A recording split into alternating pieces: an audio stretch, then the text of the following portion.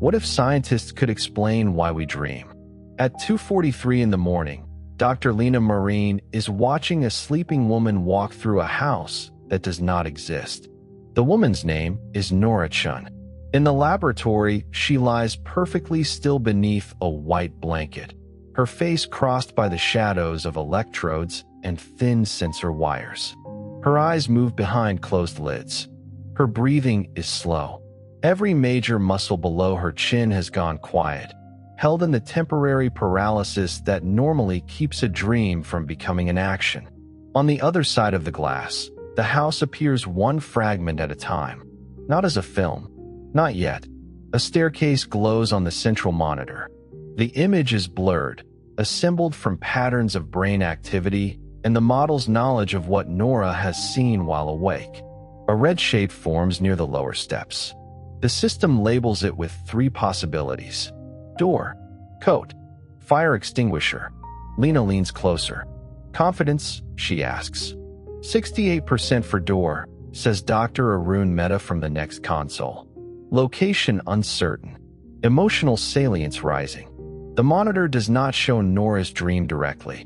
It shows the best reconstruction the laboratory can make from electrical activity, blood flow patterns, eye movements, and 6 years of training data gathered from this one volunteer. The picture is not evidence by itself. A machine can find patterns where a human being sees meaning. That is why Nora has agreed to do something more difficult. She has agreed to answer from inside the dream. A soft tone passes through the speakers in the sleep room.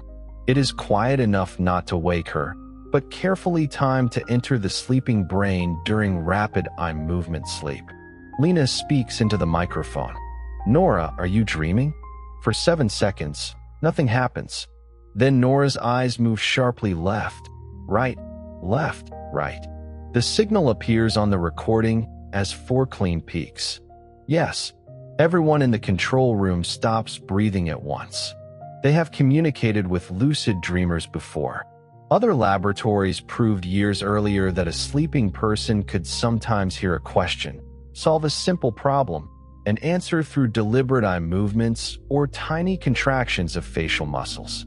Tonight is different because the team is not merely asking whether Nora is conscious. They are asking whether the model understands what her sleeping brain is doing. Lena presses the microphone button again. Do you see a door? Nora's eyes move left, right. Yes. Arun exhales through his nose. Someone behind them whispers a word that does not belong in a scientific record. Lena does not celebrate. The red door had been expected. Before sleep, Nora spent 40 minutes learning a virtual building filled with colored doors, hidden objects, and changing routes. She also viewed photographs designed to create mild emotional associations with some rooms. The experiment was built so that the brain would have several possible ways to reorganize the experience overnight. The difficult prediction concerns what happens next. On the monitor, the reconstructed staircase bends. The lower landing appears to narrow. Activity rises in networks linked to spatial memory, emotion, and visual imagery. The model displays a sentence assembled before Nora fell asleep. Subject will replace learned exit with childhood kitchen. It is an absurd prediction. The virtual building contains no kitchen. Nora did not see a kitchen during the experiment. Yet the model has learned from years of her dream reports that when a newly learned route carries emotional uncertainty, her sleeping brain often connects it to an older place associated with safety and orientation. Lena waits until Nora's eye movements slow. What is behind the red door? The answer cannot be spoken. Muscles needed for ordinary speech are largely inhibited, and the code they have trained allows only a few categories. 1 movement means outside. 2 means another room. 3 means a familiar place. Nora's eyes move 3 times. The team waits through the remainder of the REM period. When the neural pattern shifts and the dream begins to dissolve, a technician wakes her gently. Nora opens her eyes with the startled expression of someone returning from a great distance.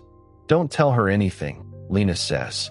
A microphone records the report before waking memory can reshape it. I was in the test building, Nora says, her voice thick with sleep. But the stairs were much longer. There was a red door where the exit should have been. You asked me about it. What was behind the door? My grandmother's kitchen, the one in Vancouver. I knew it made no sense, but it felt like the only safe way out. Nobody in the control room speaks. The prediction was not simply that a memory would reappear. It identified which old memory would be recruited, what role it would serve, and when it would enter the dream. Arun looks at the clock. Run the morning test now. Lena nods. Nora sits up, drinks water, and begins the same virtual navigation task she learned before sleep. Several routes have been altered. One contains a shortcut that requires abandoning the path she practiced the previous evening. She finds it on the first attempt. The model predicted that too. For more than a century, scientists have proposed that dreams might reflect memory consolidation, emotional processing, threat rehearsal, random neural activation, creative recombination, or some mixture of all of them. Evidence supported pieces of several theories. None explained enough. None could predict a particular dream in real time and connect it causally to what the dreamer would remember, feel, or do after waking. Tonight, in a windowless laboratory outside Geneva, that boundary has moved. The team has not solved dreaming. They have produced the first result that might force a solution. Lena looks again at the reconstructed red door. She should feel triumph. Instead, she feels the old pressure beneath her ribs, the warning that arrives whenever a discovery begins to resemble something personal. Her phone is face down beside the keyboard. She turns it over. There are 3 missed calls from her younger brother. Matteo never calls 3 times unless something is wrong. She steps into the corridor before returning the call. He answers without saying hello. For several seconds, she hears only his breathing. Were you asleep? Lena asks. I tried. Another pause. The corridor lights hum above her. Through the glass, Nora is completing the maze while Arun checks the model's predictions. A discovery that may explain why human beings dream is unfolding 10 meters away. Matteo says, it happened again. Lena knows which dream he means. For 11 years, her brother has dreamed of the same burning hotel corridor. The walls change. The doors move. The smoke arrives from impossible directions. Somewhere ahead, his friend and fellow firefighter Daniel calls for help, although Daniel died before Matteo ever reached the 3rd floor. Sometimes Matteo wakes before finding him. Sometimes he reaches the room and discovers it empty. Sometimes Lena is standing behind the door. Doctors call it a recurrent trauma nightmare. Therapists have helped him sleep for months at a time. Medication reduced the intensity but left him feeling detached during the day. He has learned breathing exercises, imagery rehearsal, grounding, and every practical distinction between memory and danger. Still, the corridor returns. What was different? Lena asks. You were there again. What did I do? You told me I was going the wrong way. Lena closes her eyes. During the real fire, she was on the phone with him. She had told him to leave the building. Matteo went upward instead because Daniel's crew had stopped responding. A ceiling collapsed before he reached them. He survived with burns along one arm and a question that no investigation could answer for him. Would Daniel have lived if Matteo had moved faster? The official report said no. The dream kept reopening the case. Matteo knows what Lena studies. He also knows she has refused to study him. I think we're close to understanding something, she says. You've been close for 6 years. Tonight is different. Does your machine know why I keep finding the same door? No, the honesty lands hard. Then call me when it does. He ends the call. Lena remains in the corridor, staring at her reflection in the black glass at the far end. Behind it, the Alps are invisible in the night. When she returns to the control room, the atmosphere has changed. Arun is no longer smiling. What happened? She asks. He rotates his monitor toward her. The model predicted Nora's improved navigation, But another line sits beneath the result. Emotional response. No significant change. Nora found the shortcut, yet the red door did not make her feel safer during the morning stress test. Her memory improved. Her emotional reaction did not. If the theory is unified, Arun says, it should explain both. Unless the dream was doing one job, not two, then we don't have one explanation. We have another list. Lena looks through the glass at Nora, now laughing softly with the technician as the electrodes are removed. The entire project rests on a dangerous promise, not merely to decode what dreams contain, but to explain why sleeping brains generate them at all. A complete theory must account for vivid REM dreams and quieter non-REM thought. It must explain nightmares, mundane dreams, lucid awareness, forgotten dreams, animal sleep, childhood development, sensory differences, memory improvement, emotional change, and dreams that seem to accomplish nothing. It must distinguish the function of sleep from the experience of dreaming. It must predict when a dream matters and when it is only the conscious echo of work happening underneath. And eventually, it must survive the question Matteo has been asking for 11 years. Why does the brain return to a place it cannot repair? At 3:18, Lena writes a new instruction on the whiteboard. Do not ask what the dream means. Below it, she adds a second line. Ask what the brain is trying to change. That question will carry the team through the next 18 months. It will lead them into sleeping minds that remember without knowing, fear dangers that never occurred, combine decades inside a single room, and communicate across the border between unconsciousness and waking life. It will cost them funding, privacy, trust, and one friendship Lena believes cannot be broken. It will also bring science closer than it has ever come to answering an ancient question. Not what a particular symbol means.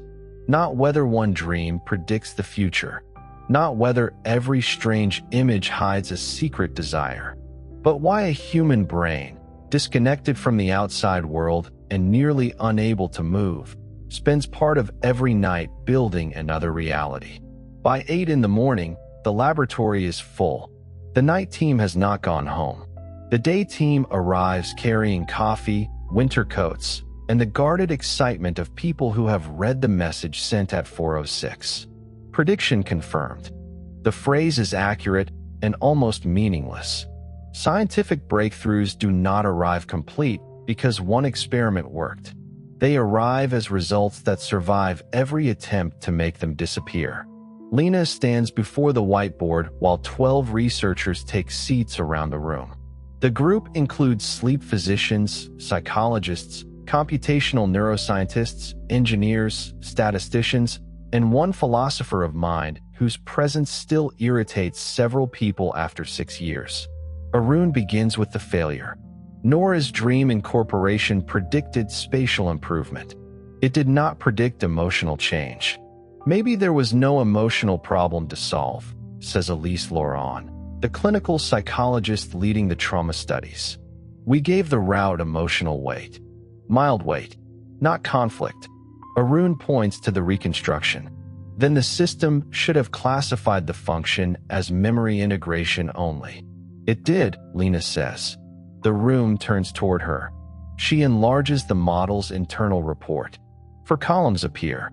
Structure extraction, memory integration, emotional recalibration, counterfactual simulation.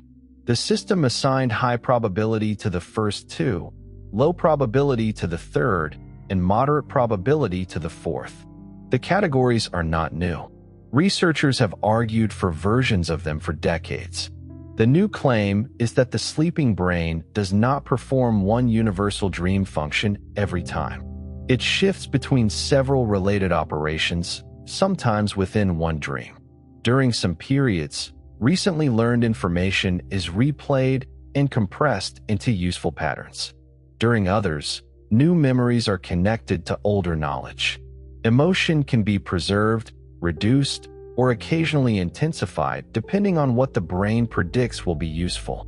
Possible futures are simulated with the rules loosened, allowing rare combinations and outcomes to be explored. Dream experience may be what this work feels like when enough of the brain's internal model becomes conscious. Arun folds his arms. That explains everything because it can become anything. Only if it makes no predictions, Lena says. Ours made one. Then we make more. They begin with the part of dreaming that science can observe most cleanly, not meaning, but timing. For years, the public version of dream science remained simple. Rapid eye movement sleep was the dream stage. The body became still, the eyes moved, the brain grew active, and vivid stories appeared. The reality was more complicated. People reported dreams after being awakened from every stage of sleep. REM reports were often longer, more vivid, emotional, and strange, but dreaming was not confined to REM. A sleeper in non-REM sleep might report a brief thought, a static scene, a fragment of conversation, or a complete narrative. If dreams served one function, why did their form change across the night? The team's theory proposed that different sleep states gave different forms of access to the same larger process. Non-REM sleep, especially its deeper phases, favored the stabilization and reorganization of memory. Recent experiences were reactivated against older networks. Details could be strengthened, weakened, or separated from the larger structure. REM sleep favored a freer internal simulation. External sensory input was reduced. The chemical environment changed. Systems involved in emotion and imagery remained active, while some of the networks used for strict self-monitoring and logical correction operated differently. The result was not randomness. It was a model allowed to violate ordinary expectations while preserving whatever emotional or relational problem it was testing. A dream could move from a railway station to a childhood bedroom because physical continuity was less important than the connection between leaving and being left. A dead person could speak because the brain's model of that person remained available even when waking knowledge knew the conversation was impossible. A familiar face could belong to someone else because identity in a dream might be carried by emotion, role, voice, or expectation rather than visual accuracy. The theory sounded elegant in a meeting. The next step was to risk it against people. Over the following 6 weeks, volunteers arrive at the laboratory in groups of 4. Each spends 2 adaptation nights learning to sleep beneath sensors. On the 3rd evening, the experiment begins. One group learns a complex virtual city. Streets change when they look away. Buildings contain objects associated with reward, embarrassment, safety, and uncertainty. Another group studies pairs of images and stories. Some combinations are logical. Others share only an emotional relationship. A third group practices decisions under time pressure. Before sleep, each participant describes important places, recurring concerns, and old memories they are willing to include in the study. The researchers do not ask for every private detail. The model cannot predict from nothing, and the ethics board has forbidden the collection of information that is not necessary. Once the participants fall asleep, the laboratory becomes a quiet factory of interrupted nights. Technicians watch brain waves divide sleep into changing states. When activity in the posterior cortex suggests a dream is occurring, the team wakes the participant and records a report immediately. Sometimes the report is one sentence. I was thinking about a blue square. Sometimes it is a story lasting 10 minutes. I was trying to reach a conference, but the hotel elevator opened into my high school, and I knew the exam was about my current job. Every report is time-stamped and compared with the brain activity that came just before waking. The model learns not merely which images are present, but which recent memories are being transformed, which older networks are recruited, and which emotional predictions change by morning. The first pattern is easy to see. People who dream about the virtual city often improve more on the navigation task, but they rarely dream about it accurately. One man reports driving a boat through the city's Central Avenue. A woman searches for a library that has become her childhood dentist's office. Another participant walks the correct route while carrying a suitcase that grows heavier at every intersection. The dreams are not faithful replays. They preserve relationships. Turn here to reach safety. This place resembles another place. This decision carries a cost. The sleeping brain seems less interested in storing a recording than in rebuilding the experience so it can be used elsewhere. The second pattern takes longer. Dreams that incorporate emotional material do not always reduce emotion. Sometimes the next morning's response becomes stronger. A participant who dreams of escaping a threatening room shows less fear during the test. Another who dreams of being trapped shows more. At first, this looks like failure. Then Elise notices that the model's best predictor is not whether the dream is pleasant or frightening. It is whether the dream reaches a new outcome. When the sleeping mind repeats the emotional structure without changing it, the next day response often remains strong. When it introduces a workable alternative, even a strange one, the emotional response is more likely to soften. Not because the dream teaches a literal solution, because the brain updates what it expects to happen. The distinction turns a broad emotional processing theory into something testable. At the end of week 4, they begin a closed-loop experiment. Participants hear a subtle sound while learning one emotionally charged association before sleep and a different sound while learning another. During sleep, one sound is replayed at carefully chosen moments to reactivate the associated memory without waking the person. The cue does not insert a dream like a film placed into a projector. Sometimes it changes nothing. Sometimes it becomes a telephone, a bell, an alarm, a voice, or music inside the dream. Sometimes the participant hears no sound but dreams about the related place. The team compares cued and uncued memories in the morning.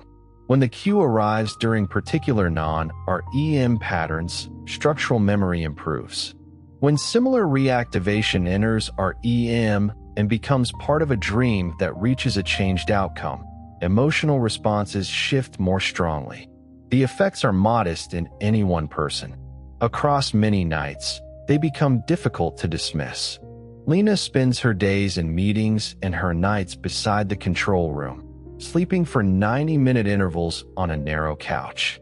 She tells herself the schedule is temporary.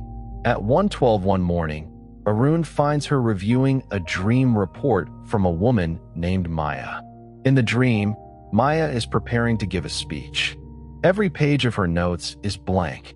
She walks onto the stage anyway and discovers that the audience consists of people from 3 different periods of her life. She begins speaking without the notes. Nobody leaves. The next morning, Maya shows less anxiety during a public speaking task. Lena highlights the final sentence of the report. Nobody leaves. It's too literary, Arun says. What is? Our explanation. The mind creates metaphors, revises emotional predictions, searches alternative futures. It sounds like we're giving poetry a laboratory coat. Then remove the poetry. I'm trying. He brings up the neural record. Before Maya dreamed of the stage, her sleeping brain reactivated patterns associated with the speech task, autobiographical memories of earlier evaluations, and a network involved in representing other people's intentions. During the dream, the pattern shifted. The expected social rejection weakened. The next day, her body reacted with less alarm. No symbol dictionary was needed. The blank notes did not mean one universal thing. The audience did not reveal a hidden prophecy. The dream built a simulation from Maya's own memories and used it to test whether failure necessarily ended in rejection. That is still an interpretation, Arun says. It is a prediction, Lena replies. We predicted which memories would combine. We predicted the dream would alter the social outcome. We predicted the physiological change in the morning. And if we suppress the dream? Lena looks at him. They have reached the experiment everyone knew would be required, and nobody wanted to propose first. Association is not explanation. Prediction is not cause. To show why the brain generates dreams, they must intervene in the process itself. They must alter the internal simulation while preserving sleep as much as possible, then observe what changes after waking. They must separate the work of sleeping from the conscious dream that accompanies it. Arun says, "We need nights with the processing and no reported experience. Nights with experience but disrupted processing. Same person, same task. That is not simple. Neither is claiming we solved an ancient mystery." Lena turns back to Maya's blank pages. The scientific problem is clear. The personal one arrives at 1:19 when Mateo sends a photograph. It shows the view from his apartment window in Madrid. Dawn is beginning above the neighboring roofs. On the glass, written in the condensation with one finger, are 4 words. "I found a room." Lena calls immediately. This time, Mateo answers. "What was inside?" she asks. "You." She waits. "You were sitting at a table," he says. "You had all your equipment. Daniel was calling from the next room. And you told me not to go because you needed to finish measuring something." The accusation is not subtle. Dreams can combine memory, fear, guilt, and present conflict without hiding any of them. Lena knows that. Knowing does not make the dream painless. "I'm sorry," she says. "For the dream? For making you feel studied instead of heard." Mateo is quiet for so long that she thinks the call has failed. Then he says, "Can your theory explain why the room keeps changing?" "Not yet." "Can it explain why Daniel is always alive until I open the door?" "Not yet." "Can it explain why sometimes I know I'm dreaming and still can't leave?" Lena looks through the control room glass at a volunteer sleeping beneath sensors. "We're designing the experiment." Mateo laughs once, without humor. "Of course you are." After the call, Lena writes a 3rd line beneath the others on the whiteboard. A theory that cannot survive one person's nightmare is not complete. By morning, the team has a plan for the most difficult phase of the project. They will not begin with Mateo. They will begin with dreams they can create, measure, interrupt, and repeat. Only if the theory survives those controlled nights will Lena ask whether it has anything honest to say about a corridor that has burned for 11 years. The experiment begins with a lie that every participant understands. On the evening of the first trial, the volunteers are told they will see 2 rooms. One room is safe. The other contains something unpleasant. Neither statement is entirely true. Both rooms exist only in virtual reality. The unpleasant event is a sudden burst of noise, a brief loss of control, and an image selected to create discomfort without causing harm. The safe room contains no danger, but the route toward it changes unpredictably. The brain does not need real fire to learn fear. It needs uncertainty, consequence, and a reason to remember. The first participant is a 34-year-old architect named David Okoye.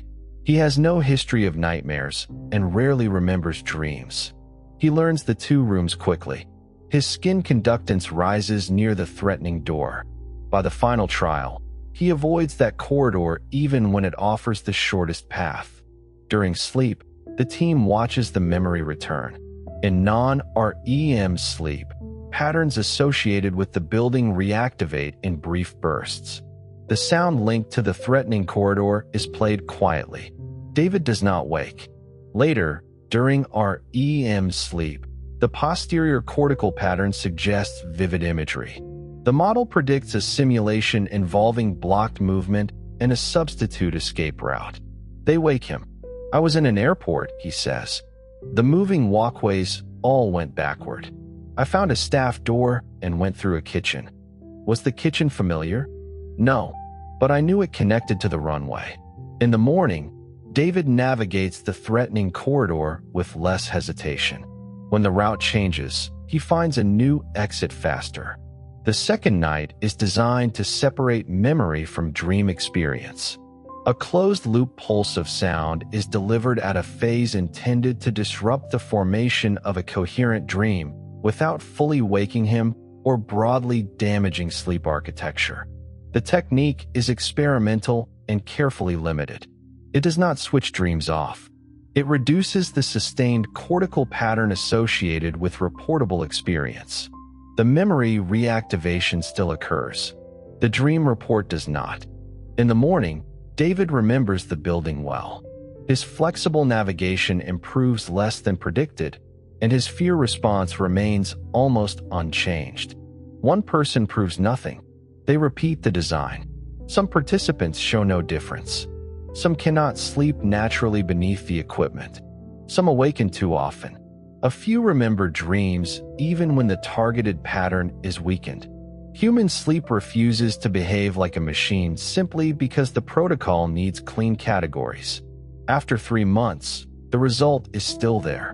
When memory reactivation occurs without a coherent dream, people often retain details but show less flexible transfer and less emotional updating. When vivid dream experience occurs without the expected underlying memory coordination, the dream can be intense yet produce little measurable benefit. The conscious dream and the hidden processing are neither identical nor completely separate. The processing constructs the material.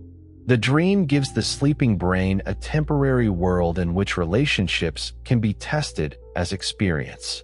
Arun objects to the language immediately. A brain does not need a world. A conscious system does, says Professor Miriam Weiss, the philosopher. A conscious system does not need anything. That is exactly the kind of sentence that escapes measurement. Miriam points toward the graph. Then measure the difference between reactivating a memory and inhabiting a simulation. We measured reportability. You measured more than that. They could transfer learning to situations they never practiced. Because memory networks integrated. Inside an experience scene. Correlation. The argument lasts 2 hours. The team eventually replaces world with integrated first-person simulation in the paper. Everyone dislikes the phrase, which makes it acceptable. The next anomaly arrives from a participant named Sofia Rios. Sofia was born blind. She has never experienced visual imagery, either awake or asleep. The decoding system was built primarily on visual and spatial patterns. But the theory claims that dreams are generated from a person's internal model, not from vision itself. If that is true, Sophia's dreams should perform similar operations using sound, touch, movement, language, temperature, and emotion. Before sleep, she learns a virtual route through a building represented entirely through 3-dimensional audio and a tactile floor. Different surfaces mark intersections. Airflow indicates open spaces. Voices provide changing instructions. During non-REM sleep, the system detects reactivation of the route. During REM sleep, the visual decoder produces noise. The broader model predicts that Sophia will combine the new route with the acoustics of her grandmother's apartment and the sensation of moving through a crowded train. When awakened, Sophia smiles before speaking. I was walking through a station, but it was also my grandmother's hallway. The walls were close on my right side. Someone kept opening windows, and every window sounded like the sea. Did you see anything? A technician asks. Sophia turns her head toward the voice. No, the technician apologizes. There's no need, she says. You asked what happened. Her navigation improves in the morning. The emotional response follows the same rules seen in sighted participants. It changes most when the dream reaches a new outcome rather than repeating the original uncertainty. The result does more than support the theory. It changes the model itself. Until then, the team has treated dreams as internally generated scenes. Sophia's data show that scene is too visual a word. The sleeping brain constructs an experienced situation from whatever sensory and conceptual materials it possesses. For one person, that situation may be a room seen in impossible light. For another, It may be the pressure of a wall, a familiar voice, the direction of moving air, and certainty about a place that has no image. The function lies in relationships, not pictures. A second challenge comes from children. The ethics board permits only observational work, no emotional conditioning, and no dream disruption. Families volunteer because the children are already undergoing sleep studies for unrelated, non-dangerous concerns. An 8-year-old named Lucas reports simple dreams with clear actions. He is feeding a dog. He is waiting for his father. He is building a bridge that keeps falling. A 14-year-old named Amira reports longer stories involving shifting identities, social embarrassment, and imagined futures. The team compares dream structure with cognitive development. As the ability to represent other minds, distant possibilities, and complex narratives grows, dreams become capable of simulating those relationships too. Dreaming is not delivered fully formed at birth. It develops with the model the brain has available. That finding creates a problem for the idea that dreams evolved as one specialized program. If the form depends so heavily on memory, sensory history, cognitive development, and current concerns, perhaps dreams are not a single organ-like function at all. Perhaps they are what happens when a general predictive brain continues operating without the ordinary constraint of external input. Arun favors this interpretation. The brain predicts while awake, he says during a late meeting. It uses incoming signals to correct those predictions. During sleep, the input is reduced, so the model runs on stored material. Dreaming is the conscious side effect. Then why the consistent effects on flexible memory and emotional response? Lena asks. Those are functions of sleep processing. The dream is smoke from the engine. Miriam looks up from her notes. Smoke does not usually alter the route the engine takes. We haven't shown that dream experience alters the route. We disrupted it. We disrupted cortical activity, which produced the experience, along with other changes. The argument has become the central divide in the project. One theory says dreaming itself provides an adaptive simulation space. The other says useful processing occurs during sleep and dreams merely display some of it. Both can explain much of the data. Only a carefully designed intervention can separate them. The opportunity arrives through lucid dreaming. Nora returns to the laboratory with 5 other participants trained to recognize when they are dreaming. Their awareness allows the researchers to change a dream while it is happening, using questions and cues delivered from outside. The participants learn a code. One set of eye movements marks lucidity. Another identifies the current emotional state. Small contractions near the mouth indicate yes or no. Before sleep, each person learns a decision task with no single correct answer. The choices involve trust, uncertainty, delayed reward, and conflicting social information. The aim is not to teach morality during sleep. It is to create a model with several plausible futures. When Nora becomes lucid, she signals from inside the dream. Lena asks, "Are you with someone you learned about tonight?" "Yes." "Do you trust them?" "No." "Choose the door they recommend." Nora's eyes move in refusal. The researchers have agreed not to command dangerous or distressing content. The dream itself contains no real risk, but Nora's autonomy remains real. Lena changes the question. "What do you expect behind their door?" Nora uses the category code. "Loss." "What do you expect behind your door?" "Safety." "Can you test theirs and return?" A pause. Then yes. When Nora wakes, she reports dreaming that a woman from the decision task led her into an underground station.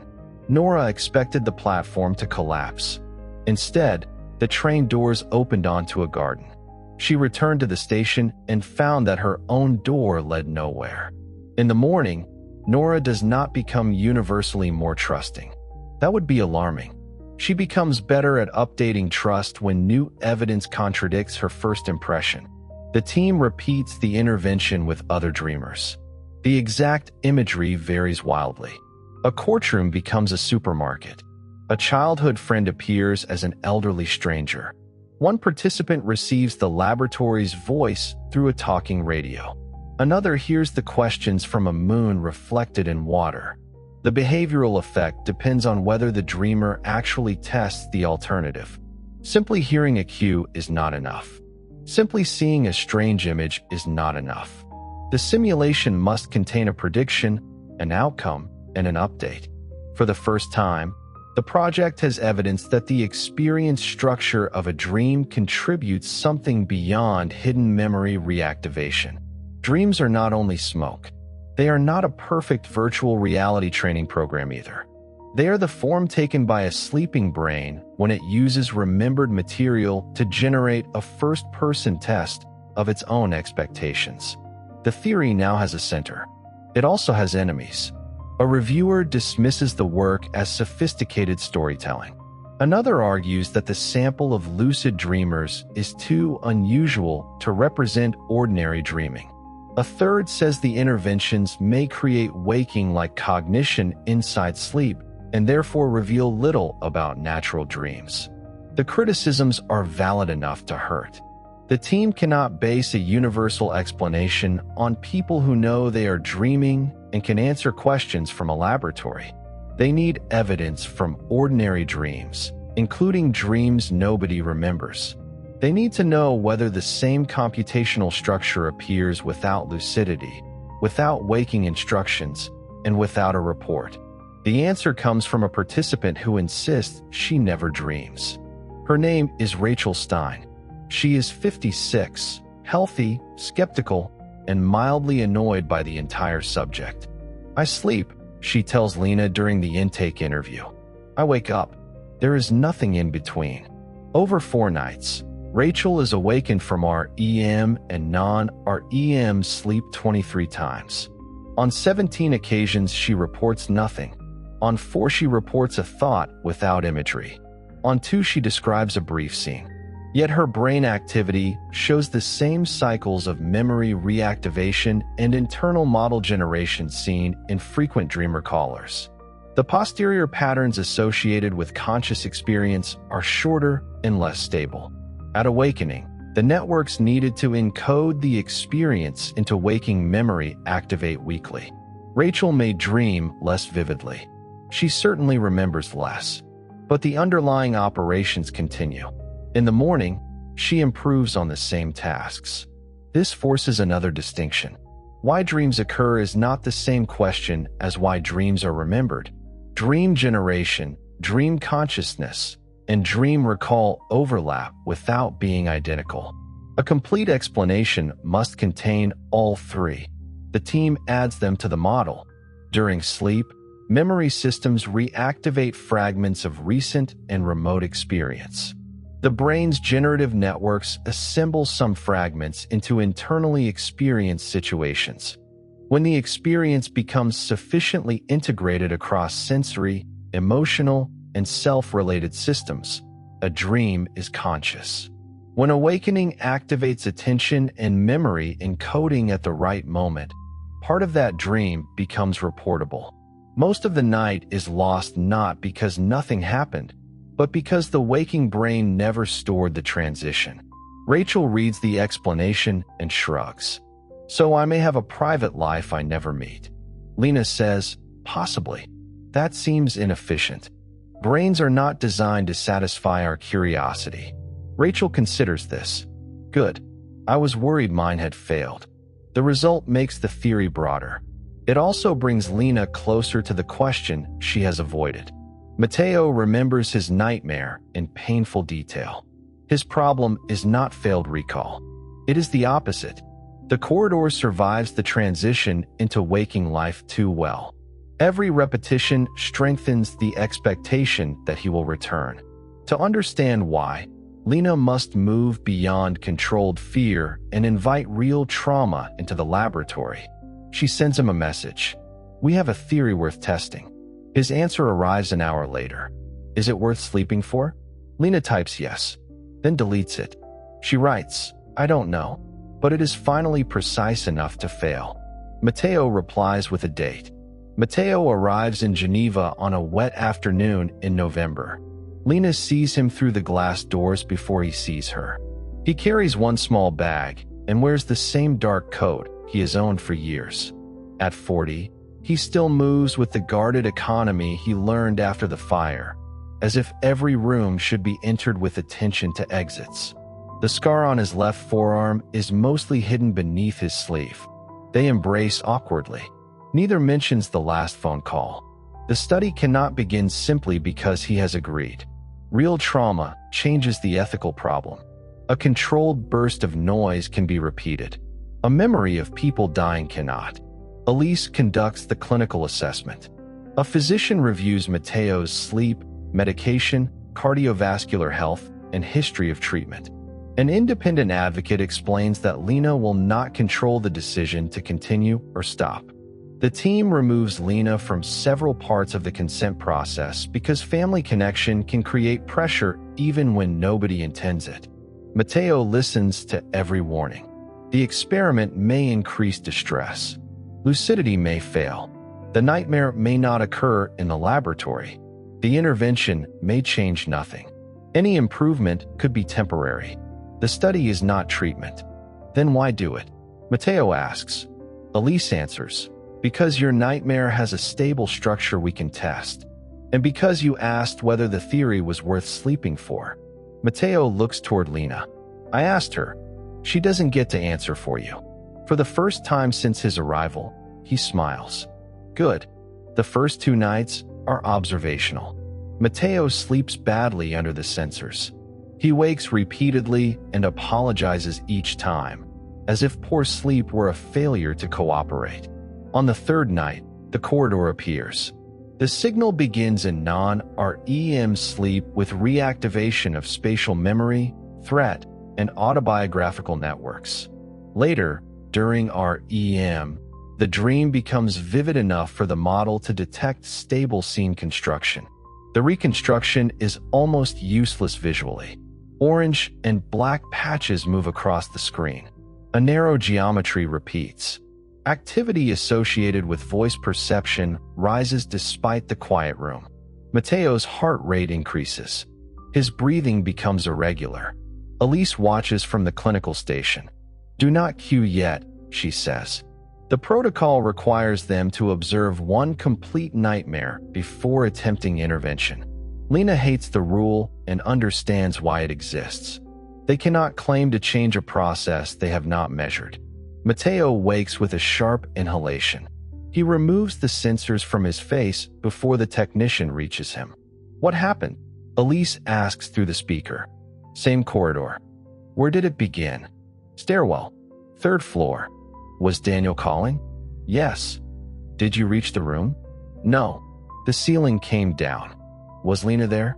Matteo looks through the glass.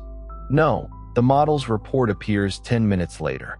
It identifies the nightmare as a repeated counterfactual simulation with a fixed prediction error.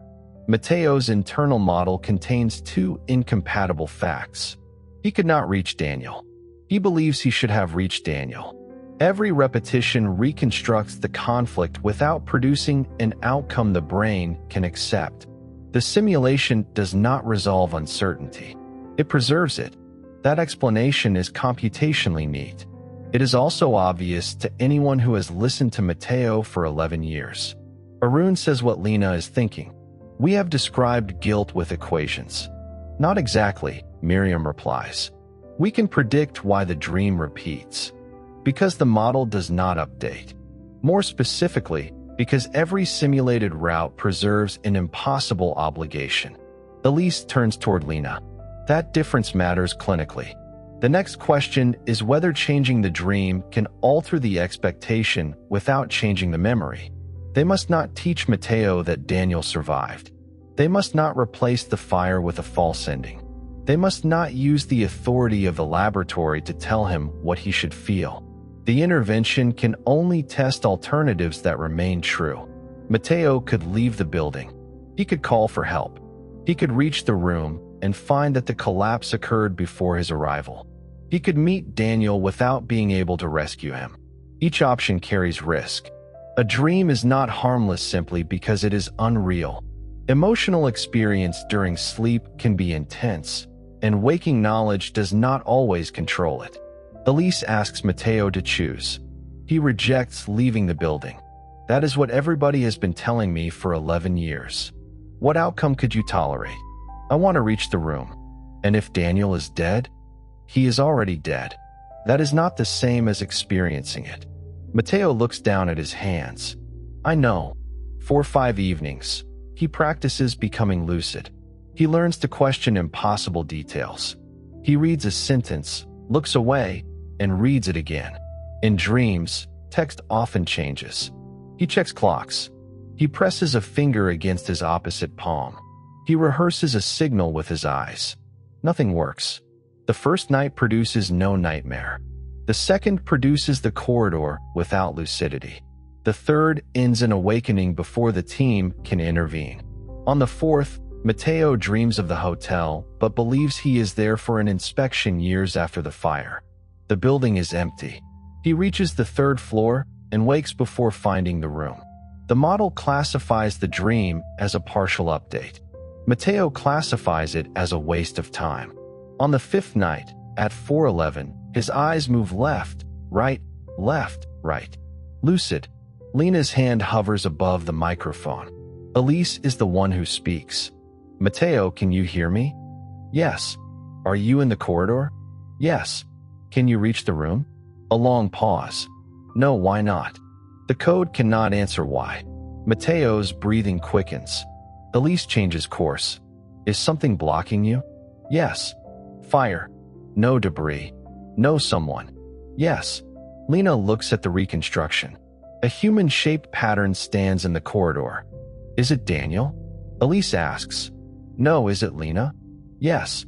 Lena feels the room contract around her. In the dream, she is still the obstruction. Elise continues. Can you ask her to move? No response. Matteo, can you choose another route? No. His heart rate climbs.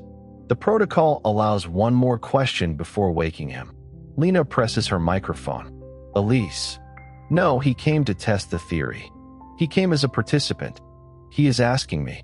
You do not know that. Matteo's eyes move again. A deliberate signal not included in the basic code. He created it during training as an emergency request. Lena. Elise looks at her. One question. Lena opens the channel. Matteo, what do you need me to do? For a moment, nothing happens. Then he signals a category they practiced for movement. Come closer. Lena cannot enter his dream. She can only speak. I'm here. The reconstruction changes. The human-shaped pattern moves. Matteo's breathing slows slightly. Can you pass me? Lena asks. No, can I go with you? Yes. The team watches the corridor pattern extend. Matteo's eyes begin moving beneath the lids as if tracking a scene. The model shows reactivation of the original fire memory, then something unexpected, a strong pattern associated with Lena's voice on the real phone call that night. She remembers shouting at Matteo to leave. She also remembers what she said just before the connection failed. I'm staying with you.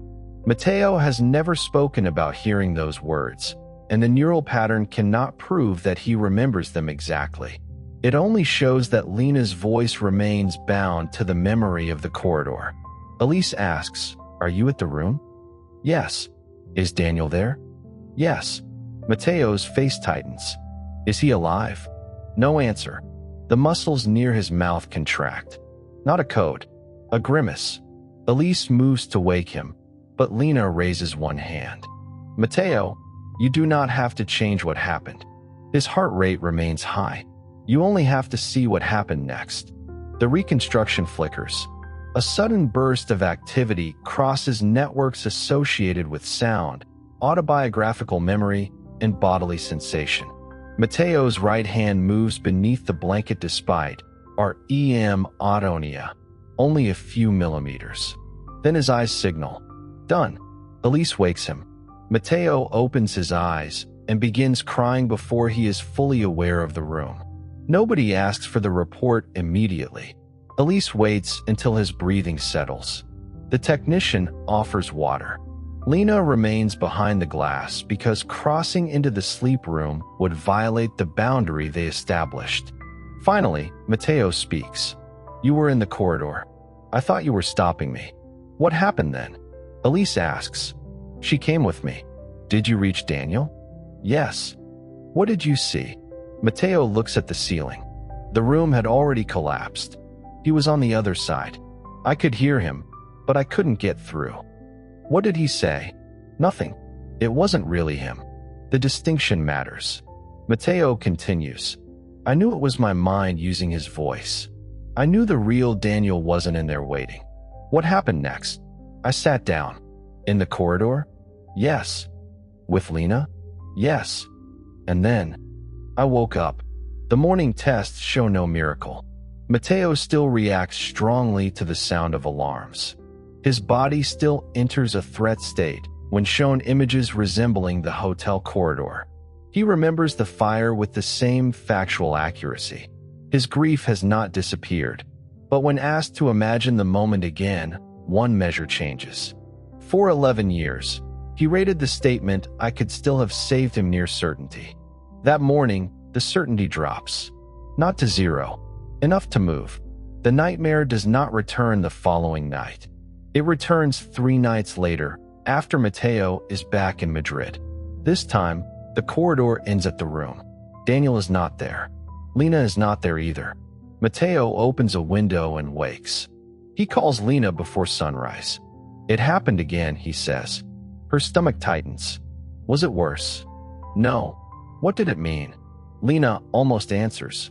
Then she remembers the first instruction on the whiteboard. Meaning can wait. What changed, she asks. The corridor had an end.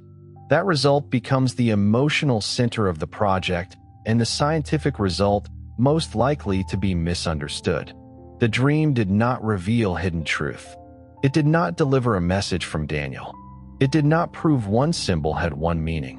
It allowed Mateo's sleeping brain to simulate a true alternative relationship to the memory. He could reach the end without changing the past, and he did not have to reach it alone. The next morning, Lena presents the data to the team.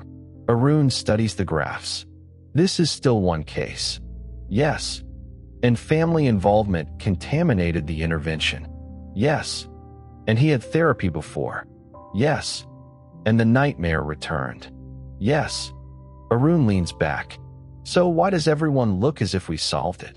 Because the model predicted the structure, Lena says. The nightmare repeated an unsatisfied counterfactual. It changed only when the simulation reached a possible outcome that preserved reality. That is not enough. No, it tells us what experiment to run next. The team recruits people with recurrent nightmares unrelated to Lena, Mateo, or the hotel. Some involve accidents. Some involve assault. Some involve combat, medical emergencies, or losses with no single event. Each participant works with an independent clinician. The researchers do not force lucidity. They use several methods. Imagery rehearsal before sleep, carefully timed sensory cues, real-time communication when possible, and ordinary dream reports when it is not. The theory makes a risky prediction. Nightmare frequency will not decline most strongly when the dream becomes pleasant. It will decline when the recurring simulation stops, preserving an impossible or unchanging prediction. A person may still feel fear. The dream may remain dark. The important change is that the outcome becomes updatable. Months later, the data support the prediction. Not perfectly. Some nightmares resist every intervention. Some worsen temporarily. Some participants benefit without remembering any dream change. Clinical improvement still depends on waking therapy, safety, medication when appropriate, and the broader life surrounding sleep. But across the group, the dreams that acquire a new possible outcome are more likely to lose their repetitive grip. The finding unites memory, emotion, and simulation without claiming that every dream is therapy. It also suggests why ordinary dreams are often strange. The brain is not replaying life for entertainment. It is searching through combinations. Accuracy of appearance is optional. Accuracy of relationship is more useful. A hotel can become a school if both represent being tested. A dead friend can appear alive if the model is exploring unfinished expectations about that person. A door can lead to a kitchen because the brain is connecting uncertainty with an older map of safety. The dream feels like a story because a conscious brain experiences relationships through events unfolding in time. The theory has survived a nightmare. Now it must survive science outside their laboratory. The first replication fails. A laboratory in Boston follows the published protocol and finds no reliable relationship between changed dream outcomes and morning emotion. A team in Tokyo detects memory reactivation but cannot reproduce the decoder's functional categories. Researchers in Sao Paulo report that the model performs well for some participants and barely above chance for others. Within days, the private confidence of Lena's team becomes a public argument. Their preliminary paper has not claimed a final explanation, but the title includes the words unified model. Critics circle those words. A columnist writes that dream science has rediscovered common sense with expensive equipment. A neuroscientist Lena respects calls the work unfalsifiable. An anonymous reviewer asks whether the categories were chosen after the results were known, even though the analysis was pre-registered. Arun reads every criticism. Lena stops after the third night without sleep. The project's funding review is 6 weeks away. Without strong independent evidence, the next phase will be reduced or canceled. Years of work could survive in journals and still fail to become the explanation they are trying to build. The Boston failure bothers Lena most because its data are unusually clean. She requests the raw recordings. For 2 days, she and Arun compare protocols line by line. The tasks are equivalent. The sleep staging is careful. The awakening schedule is nearly identical. The difference appears in one choice that seemed too small to matter. Boston asked participants to describe dreams in a fixed questionnaire. Was the dream visual? Was it emotional? Did it contain the learning task? Did it involve a threat? Did the outcome change? The Geneva team began with open reports and coded structure later. A fixed question can create the category it claims to discover. It can also miss a relationship that appears and forms the questionnaire did not anticipate. One Boston participant dreamed of sorting wet laundry while waiting for a train. The questionnaire classified it as unrelated to the task. Yet the participant had learned a decision problem in which objects had to be grouped while a deadline approached. The dream preserved the structure and changed the emotional outcome, but none of the literal images matched. The model had been trained to identify relationships beneath content. The replication looked only for content. Lena calls the Boston group. They are not pleased to hear that their negative result may be a measurement problem. They are even less pleased when she suggests a reanalysis that uses Geneva's model. Your model could force every dream into your theory, the lead investigator says. Then don't use our labels. Test whether the relational structure predicts behavior. Define how. Together, the teams create a blind comparison. Independent coders receive dreams without knowing the task, the morning result, or the theory's classification. They identify goals, obstacles, expected outcomes, social roles, changes of setting, and whether the dream reaches a new state. The reanalysis recovers the effect, not as strongly as in Geneva, strongly enough to matter. Tokyo's problem reveals another weakness. Their participants report fewer elaborate narratives and more brief dream fragments. The original model assumes that a useful simulation will look like a story, but a prediction can be updated in a flash of image, movement, or feeling without a long narrative. The theory has confused function with literary form. They revise it. A dream does not need characters, plot, or an ending to perform a simulation. It needs an internally generated state containing an expectation and some form of change. The Sao Paulo results expose the third weakness. Dreaming differs across people far more than the model initially allowed. Some minds rely heavily on imagery, others on language, bodily sensation, social emotion, or abstract certainty. Some people recall long dreams every morning. Others produce only fragments. Trauma, medication, age, sleep disorders, culture, and individual history alter the process. A complete explanation cannot require one typical dreamer. The model must be personalized without becoming impossible to test.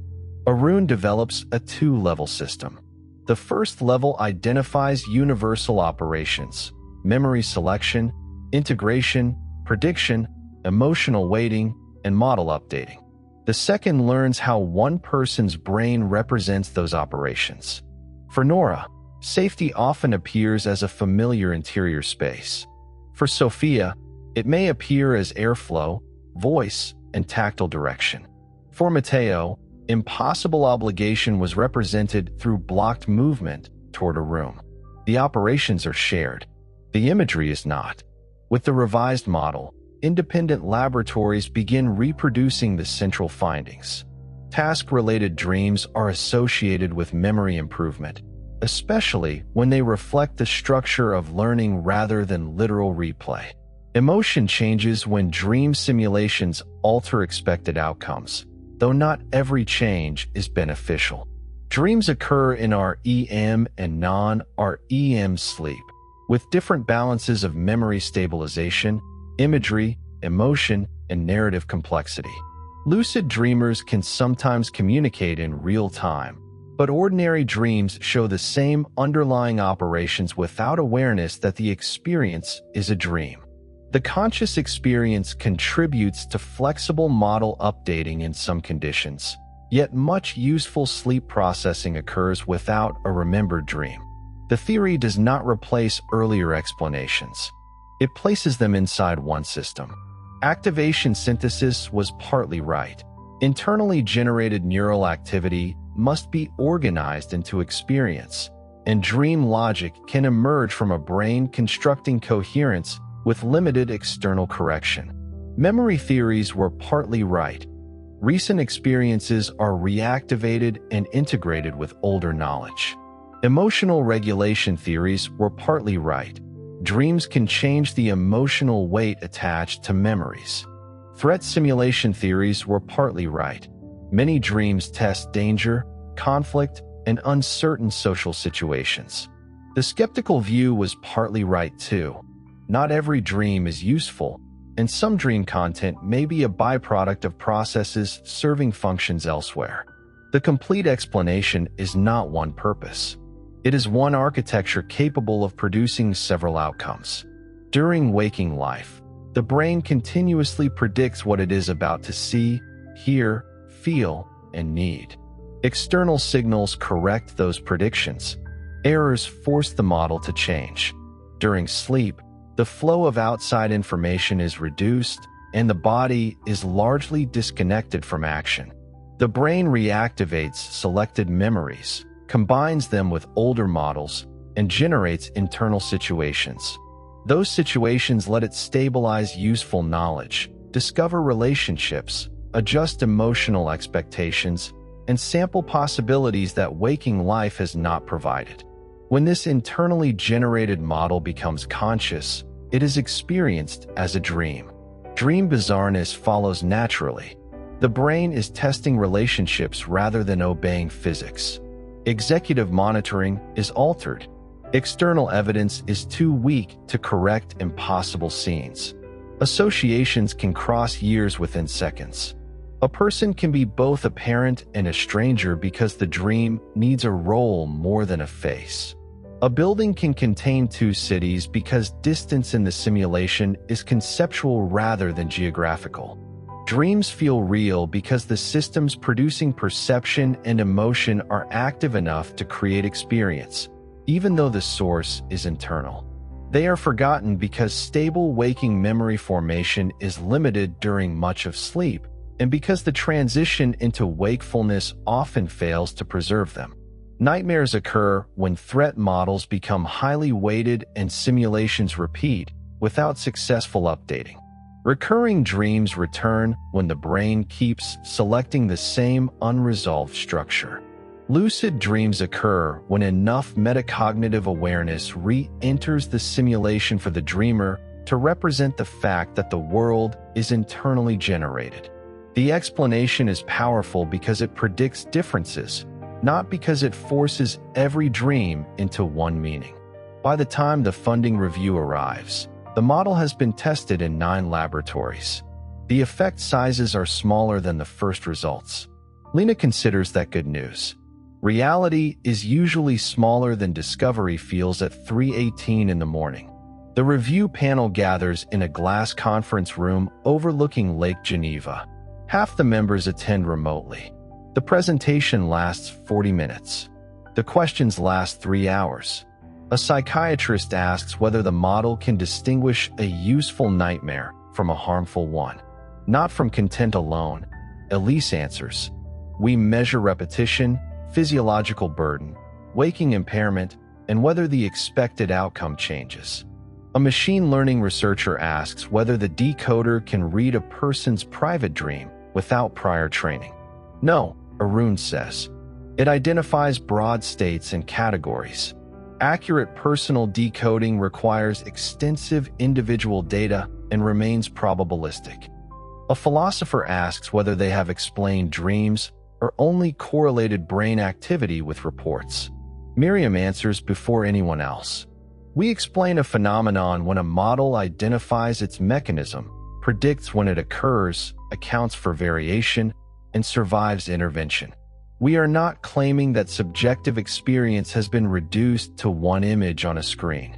A panel member asks the question Lena expected. If the theory is correct, why dream at all? Why not process memories unconsciously? Lena displays 2 graphs. One shows memory detail preserved after non-conscious reactivation. The other shows flexible transfer and emotional updating when integrated dream experience is present. Much processing is unconscious, she says. Dreaming appears when the brain constructs a sufficiently integrated internal situation. In some conditions, that experience simulation contributes to testing relationships in a way fragmentary reactivation does not. But we are not claiming every dream is necessary or beneficial. So dreams are sometimes functional and sometimes incidental? Yes. That sounds incomplete. It sounds biological. The panel chair asks for the explanation in 1 sentence. Lena has resisted doing this for years because 1 sentence turns a layered theory into a slogan. Funding decisions favor slogans. She says, we dream because a sleeping predictive brain continues to build experience while it reorganizes memory and tests possible models of the world. The room is silent. Then the chair asks, and why do we have bad dreams? Because the brain is not designed to comfort us. It is designed to update from what it considers important, and threat is important. The panel approves the next phase. That evening, the team opens a bottle of wine in the laboratory kitchen. Arun raises his paper cup to smaller effect sizes. To larger samples, Elise says. To sentences we will regret, Miriam adds. Lena's phone vibrates. Mateo has sent a voice message. He has gone 12 nights without the hotel corridor. He still wakes early. He still dreams of Daniel. But now they are usually somewhere ordinary, buying coffee, repairing a bicycle, waiting at a bus stop. In one dream, Daniel complains that Mateo has made him into a symbol. Mateo's message ends with a laugh. Lena listens twice. The project has funding, replication, and a theory that can survive criticism. It still does not have the one thing the world will soon demand: proof that the explanation is complete. For that, the team must predict not only what dreams do in a laboratory, but what would happen if the mechanism were changed across an entire human life. The next phase will move from nights to years. It will also bring a company called Somnus into the laboratory. Somnus does not care why people dream. It cares whether dreams can be used. Somnus arrives with money, lawyers, and a demonstration that nobody in Lena's laboratory authorized. The company began as a sleep technology startup selling headbands that estimated sleep stages. It grew by combining wearable sensors, personalized sound stimulation, and an application that promised better rest through adaptive routines. Its devices are imperfect, like every consumer device trying to measure the brain through skin, hair, movement, and algorithms. They are also used by 40 million people. Somnus offers the project access to something no university laboratory can create alone: years of sleep data, millions of voluntary dream journals, participants across languages, cultures, ages, medications, schedules, and life circumstances. The company's research director, Julian Cross, describes it as the missing scale. "You have mechanism," he says. "We have the world." Lena distrusts the phrase immediately. The proposal appears careful. Raw dream reports will remain encrypted. Participants must opt in. The university will control the analysis. Somnus will receive no individual interpretation, only aggregate findings. The funding would allow long-term studies following people through bereavement, pregnancy, illness, education, migration, aging, and recovery from trauma. It could test whether the theory predicts how dreams change when life changes. It could also make Somnus the first company able to claim scientifically validated dream technology. The team divides. Arun wants the data and believes strict contracts can control the risk. Elise worries that people seeking relief from nightmares may agree to terms they do not understand. Miriam asks the question that stops the first meeting. Can a person meaningfully consent to future uses of information whose meaning science has not discovered yet? Julian answers smoothly. That is true of genetics, medical imaging, and nearly every long-term dataset. Yes, Miriam says. And those fields have taught us what goes wrong. Lena does not reject the offer. The scientific opportunity is too important. Instead, she demands a structure Somnus dislikes. The data must enter an independent trust with no advertising, employment, insurance, or sale of individual predictions. Participants must retain the right to withdraw from future research, and attempts to identify them from dream-derived data must carry criminal penalties. Julian reads the conditions. You are regulating a capability that does not exist. We are trying to prevent its first use from defining every later one. You cannot decode arbitrary dreams. Not now. The final words remain between them. Not now. The partnership begins 6 months later. At first, the data are transformative. The model sees patterns the laboratory could never capture. Dream content shifts during major life transitions, but not in one universal direction. A new job may produce dreams of being unprepared, lost, late, watched, or unable to find the correct room. The literal images vary. The shared operation concerns uncertain social prediction and changing identity. During grief, dreams of the dead are common but serve different roles. Some preserve connection. Some replay loss. Some allow unfinished conversations. Some are ordinary memories with no measurable emotional consequence. The model predicts mourning adjustment better from the relationship enacted in the dream than from whether the deceased person appears. Across cultures, universal operations coexist with local material. Threat, affiliation, status, care, separation, and bodily vulnerability recur widely. Symbols do not carry fixed global meanings. A snake, river, house, ancestor, examination, or animal acquires function through personal and cultural learning. People who meditate regularly show no magical exemption from ordinary dream mechanisms, though some display greater metacognitive awareness and lucid dream frequency. People with aphantasia sometimes report visual dreams despite limited voluntary visual imagery while awake, suggesting that intentional imagination and automatic dream generation are partly separable.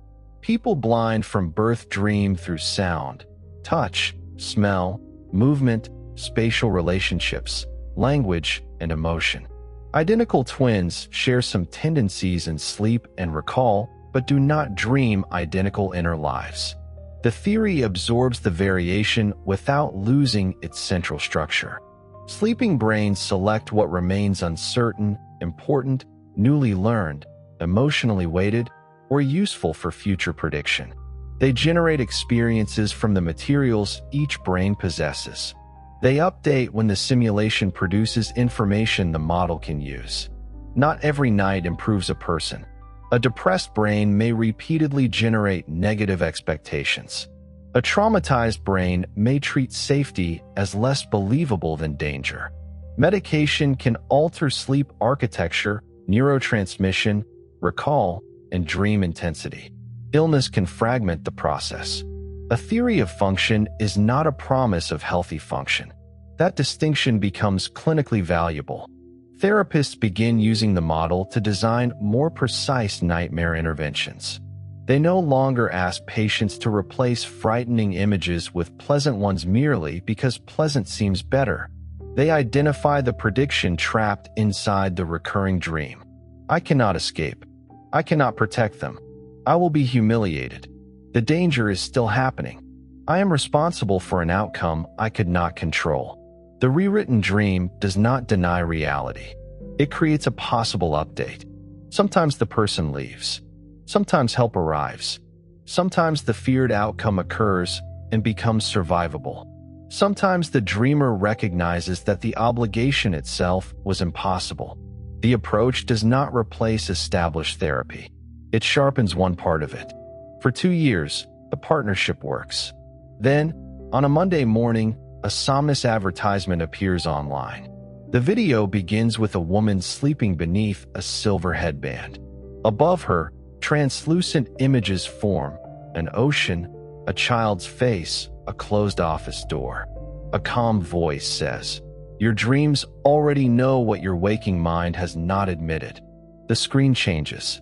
Somnus Insight. Understand the decisions your brain is preparing to make. Lena watches the advertisement once. Then again, because anger makes the first viewing feel unreal.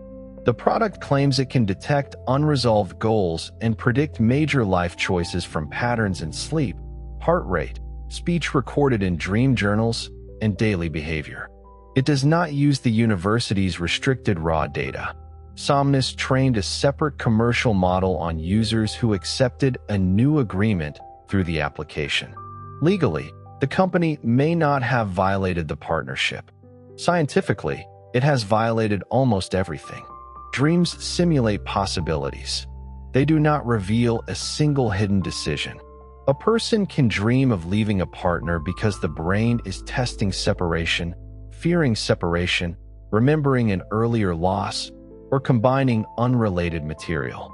Simulation is not intention. Julian answers Lena's call on the second ring.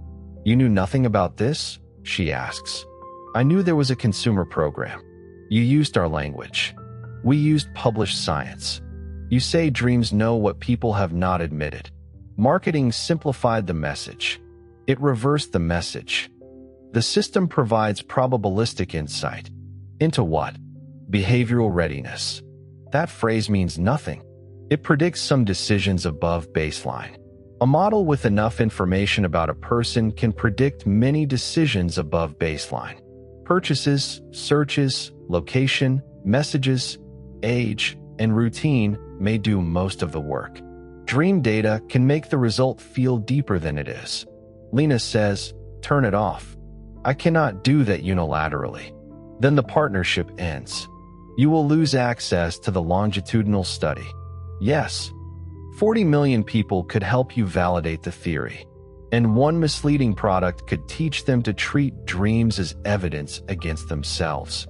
Julian's voice becomes colder. You wanted scale. Scale requires a business model. Not this one. By afternoon, the university suspends data exchange. By evening, Somnus announces that the academic team is overreacting to a product outside its authority. The conflict becomes public before the lawyers finish their first meeting. News programs invite Lena to explain whether dreams can predict divorce, resignation, violence, sexuality, illness, and political belief. She says no more times than she can count.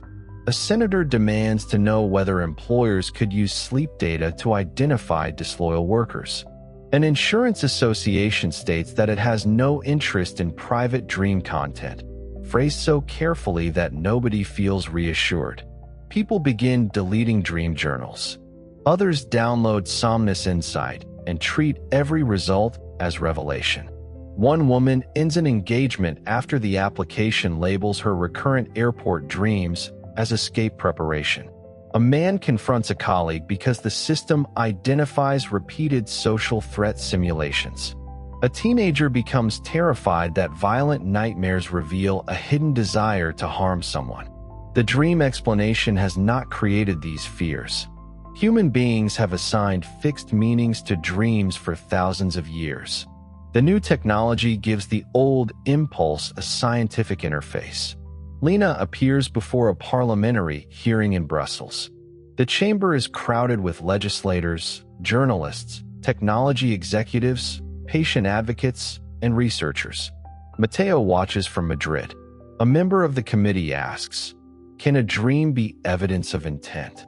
No. Can it reveal a memory? It can incorporate memory fragments, but dream content is reconstructive and should not be treated as a reliable recording. Can it reveal trauma? It may reflect trauma-related processing. That is not the same as proving what happened. Can your system identify what a person sees?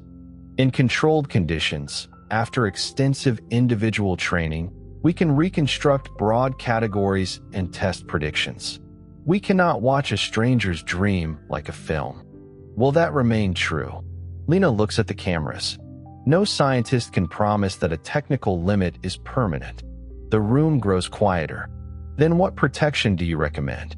Dream-derived data should be treated as highly sensitive neural data. It should not be used for advertising, employment, insurance, policing, immigration decisions, or legal claims about intention. A person should control whether it is collected and be able to use clinical tools without surrendering the content of their inner life. A committee member holds up a Somnus advertisement. The company says its model helps people understand themselves. Understanding is not the problem. Authority is. A probability produced by a company should not outrank a person's own account of why they act. The hearing does not stop Somnus. It does something slower. Several countries suspend commercial dream inference. Medical associations issue warnings. Regulators begin writing the first neural privacy laws. Courts rule that dream content alone cannot establish intention, memory accuracy, or consent. The university partnership ends. The project loses most of its long-term dataset and nearly half its planned funding. Arun is furious. Somnus was wrong, he tells Lena. Leaving was still a scientific disaster. We could not validate the theory by helping them misrepresent it. We could have stayed and fought internally. They launched without telling us. So now worse researchers will take the data. Possibly. You made a moral decision for the entire field. Yes. At least admit that. Lena does. The friendship between them changes in that moment. They continue working. They remain respectful. They stop speaking about anything that is not necessary. For months, the laboratory feels smaller. Then an unexpected source of data appears. More than 200,000 former Somnus users volunteer their records directly to the independent trust Lena helped create. They do it not because they love the project, but because the public conflict taught them the difference between donating data to research and surrendering it to prediction products. The dataset is smaller than Somnus promised. Its consent is clearer. The participants can see every study that uses it. The work continues. One evening, Mateo visits Lena in Geneva. They sit in the laboratory kitchen after everyone else leaves. "You know what Daniel would say about all this?" he asks. You told me he complained about being made into a symbol. He'd ask whether the app could tell him which football team to bet on. Lena laughs. Mateo turns serious. People want dreams to tell them what to do. Yes. Did we always? Probably. Then explaining why we dream won't stop that. No, what will? Nothing completely. He considers the answer. Good. Why is that good? Because your theory doesn't have to fix human nature to be true. Lena looks through the doorway toward the dark sleep rooms. For years, she has imagined a complete explanation as an ending. The mystery would close. Science would replace superstition. People would understand their dreams correctly. The Somnus conflict proves otherwise. An explanation does not control what society does with it. Knowledge can reduce confusion and create new forms of it. The project still has one scientific task left. It can explain the mechanism, predict the structure, and alter outcomes. But it has not yet answered the evolutionary question. Why did brains begin generating conscious dream worlds at all? To answer that, Lena and Arun will have to speak again. They will have to leave human laboratories. And they will have to confront the possibility that dreaming was never selected for the reason their theory assumes. The animal studies do not begin with a sleeping dog chasing something in its paws. They begin with a disagreement about temperature. Arun sends Lena a paper at 5:32 one morning with no message attached. It argues that rapid eye movement sleep may serve functions very different from the ones popularly attributed to it, including a role in regulating brain temperature across sleep. The comparison across species is uncomfortable for any simple theory linking more REM sleep with greater intelligence, memory, or dream complexity. Platypuses and echidnas spend extraordinary amounts of time in REM-like states. Birds spend far less. Dolphins and whales show unusual sleep architecture and little or no conventional REM despite complex cognition. If REM sleep is not a direct measure of intelligence, and dreams occur outside REM, then evolution cannot be summarized as smarter animals needing more dream time. Lena reads the paper twice. Then she calls Arun. He answers with, "You finally reached the dangerous paragraph. You sent it because you think the theory confuses dreaming with REM. I sent it because we still use REM whenever the story becomes convenient. We explicitly include non-REM. We do. The public version will not. That is not the evolutionary problem. No, the evolutionary problem is that we cannot ask a rat why it dreamed." They meet that afternoon for the first conversation in months that is not limited to schedules or data. Arun proposes a comparative test that does not depend on proving subjective experience in animals. They will look for the architecture their model claims produces dreaming, reactivation of memory, generation of counterfactual patterns, emotional weighting, and flexible updating during sleep. If those operations appear across species, the system is evolutionarily old. If conscious dream-like behavior appears only when brains reach certain kinds of integration, then dreaming may have emerged as one expression of a broader offline process rather than as a single adaptation. The collaboration expands again. A laboratory in Edinburgh studies rats' learning routes that change unpredictably. Tiny electrodes record patterns in the hippocampus as the animals navigate and later sleep. The sleeping brain replays parts of the route, but not always in the order experienced. Some sequences run backward. Some jump between locations. Some represent paths the animal never physically traveled. A laboratory in Kyoto studies songbirds. During sleep, neural patterns involved in singing reappear. Young birds seem to rehearse developing songs internally, adjusting patterns that will be produced the next day. A veterinary sleep group studies dogs already undergoing non-invasive monitoring for clinical reasons. The dogs show sleep-related reactivation of social and spatial experiences, though nobody claims to know whether a palm movement represents a dream of running.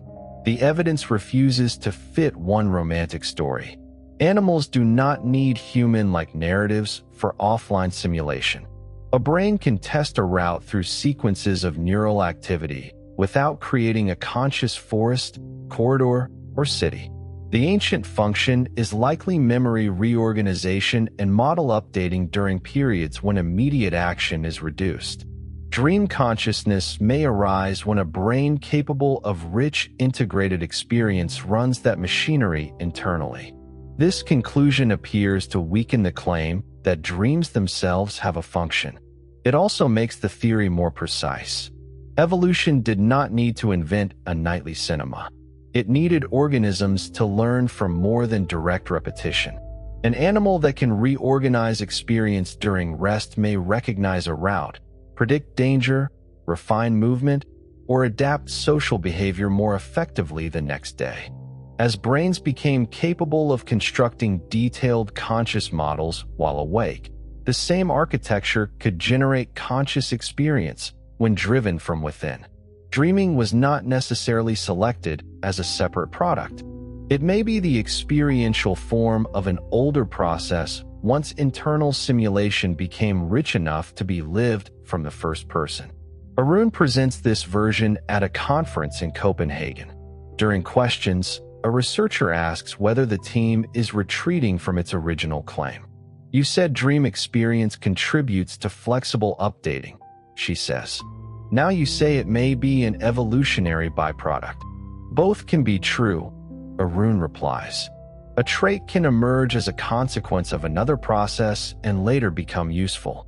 Language was not built because humans needed scientific papers, but scientific papers can still do work." The audience laughs. He continues, "We distinguish origin from current function. Offline model updating may be ancient. Conscious dreaming may emerge from integrated simulation. Once present, that experience can influence the simulation itself, especially when metacognition, emotion, and perspective interact." Another researcher asks whether this is simply predictive processing applied to sleep. "In part," Arun says, "a broad framework is useful only when it generates specific predictions. Ours predicts which memories will enter a dream, how they will be transformed, when emotional responses will change, and what happens when the simulated outcome is interrupted." Lena watches from the back row. Arun does not mention their conflict. He cites her first. After the session, they walk along the harbor beneath a low gray sky. "I was wrong about leaving Somnus," he says. Lena looks at him. "I was also right. That sounds more like you. We lost data we may never replace." "Yes. You saw the risk sooner." "Yes. I am not going to apologize twice. One was sufficient." The friendship does not return to its old form immediately. It begins moving. The evolutionary work solves one problem and creates another. If dreams arise from internally generated models, what decides which material enters them? Why does the brain select one ordinary conversation and ignore a more important event? Why do some memories appear the same night, while others wait days or years? Why are negative emotions common without every dream becoming a nightmare? The long-term volunteer dataset provides clues. Novelty matters. Emotional intensity matters. Unresolved prediction errors matter. Recent learning matters. Older memories become more likely when they share structure with a new concern. But selection is competitive. The sleeping brain has limited time. It does not process every memory equally. The team begins describing the process as overnight tree-off. This phrase frightens people when it reaches the media, as though the brain discards most of a person's life before morning. The actual process is subtler. Memory is not a warehouse where every day must be stored intact. It is a changing network. Sleep strengthens some relationships, weakens others, extracts regularities, and allows details to fade. Forgetting is not always failure. A brain that retained every irrelevant feature with equal force would struggle to generalize. Dreams reveal this selection imperfectly. A person may dream about a trivial cup breaking because the event shares a structure with a larger concern about losing control. Another may not dream about a funeral until months later, when a new separation reactivates the model of absence. A student may dream about a childhood classroom after starting a demanding job because both situations involve evaluation. The theory does not say the cup secretly symbolizes the job. It says the brain can use one learned situation to simulate another relationship. The distinction protects personal meaning without pretending symbols are universal. A dream can matter deeply because of what it means to one person. Science can explain how that meaning was constructed without assigning it from outside. The team tests selection using targeted memory cues. Participants learn many associations before sleep. Only some are cued. The model predicts which cues will enter a dream based on novelty, emotional weight, existing concerns, and compatibility with other activated memories. The best predictions occur not when one memory dominates, but when several can be integrated into a shared problem. Dreams favor compression.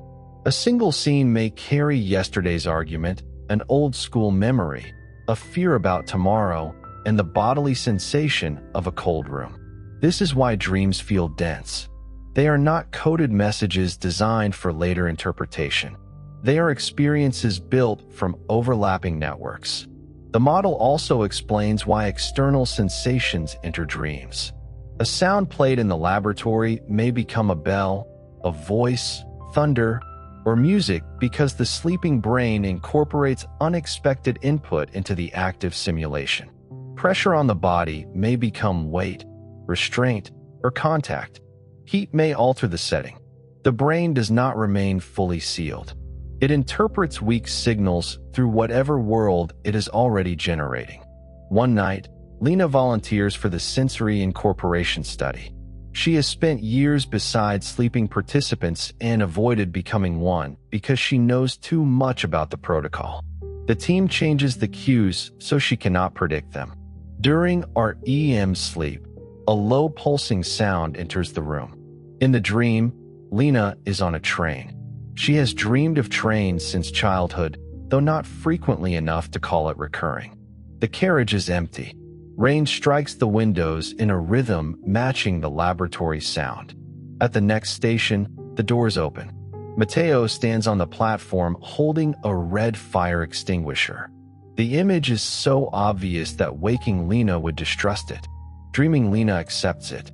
Matteo places the extinguisher on the floor and steps onto the train. The doors close. Neither of them speaks.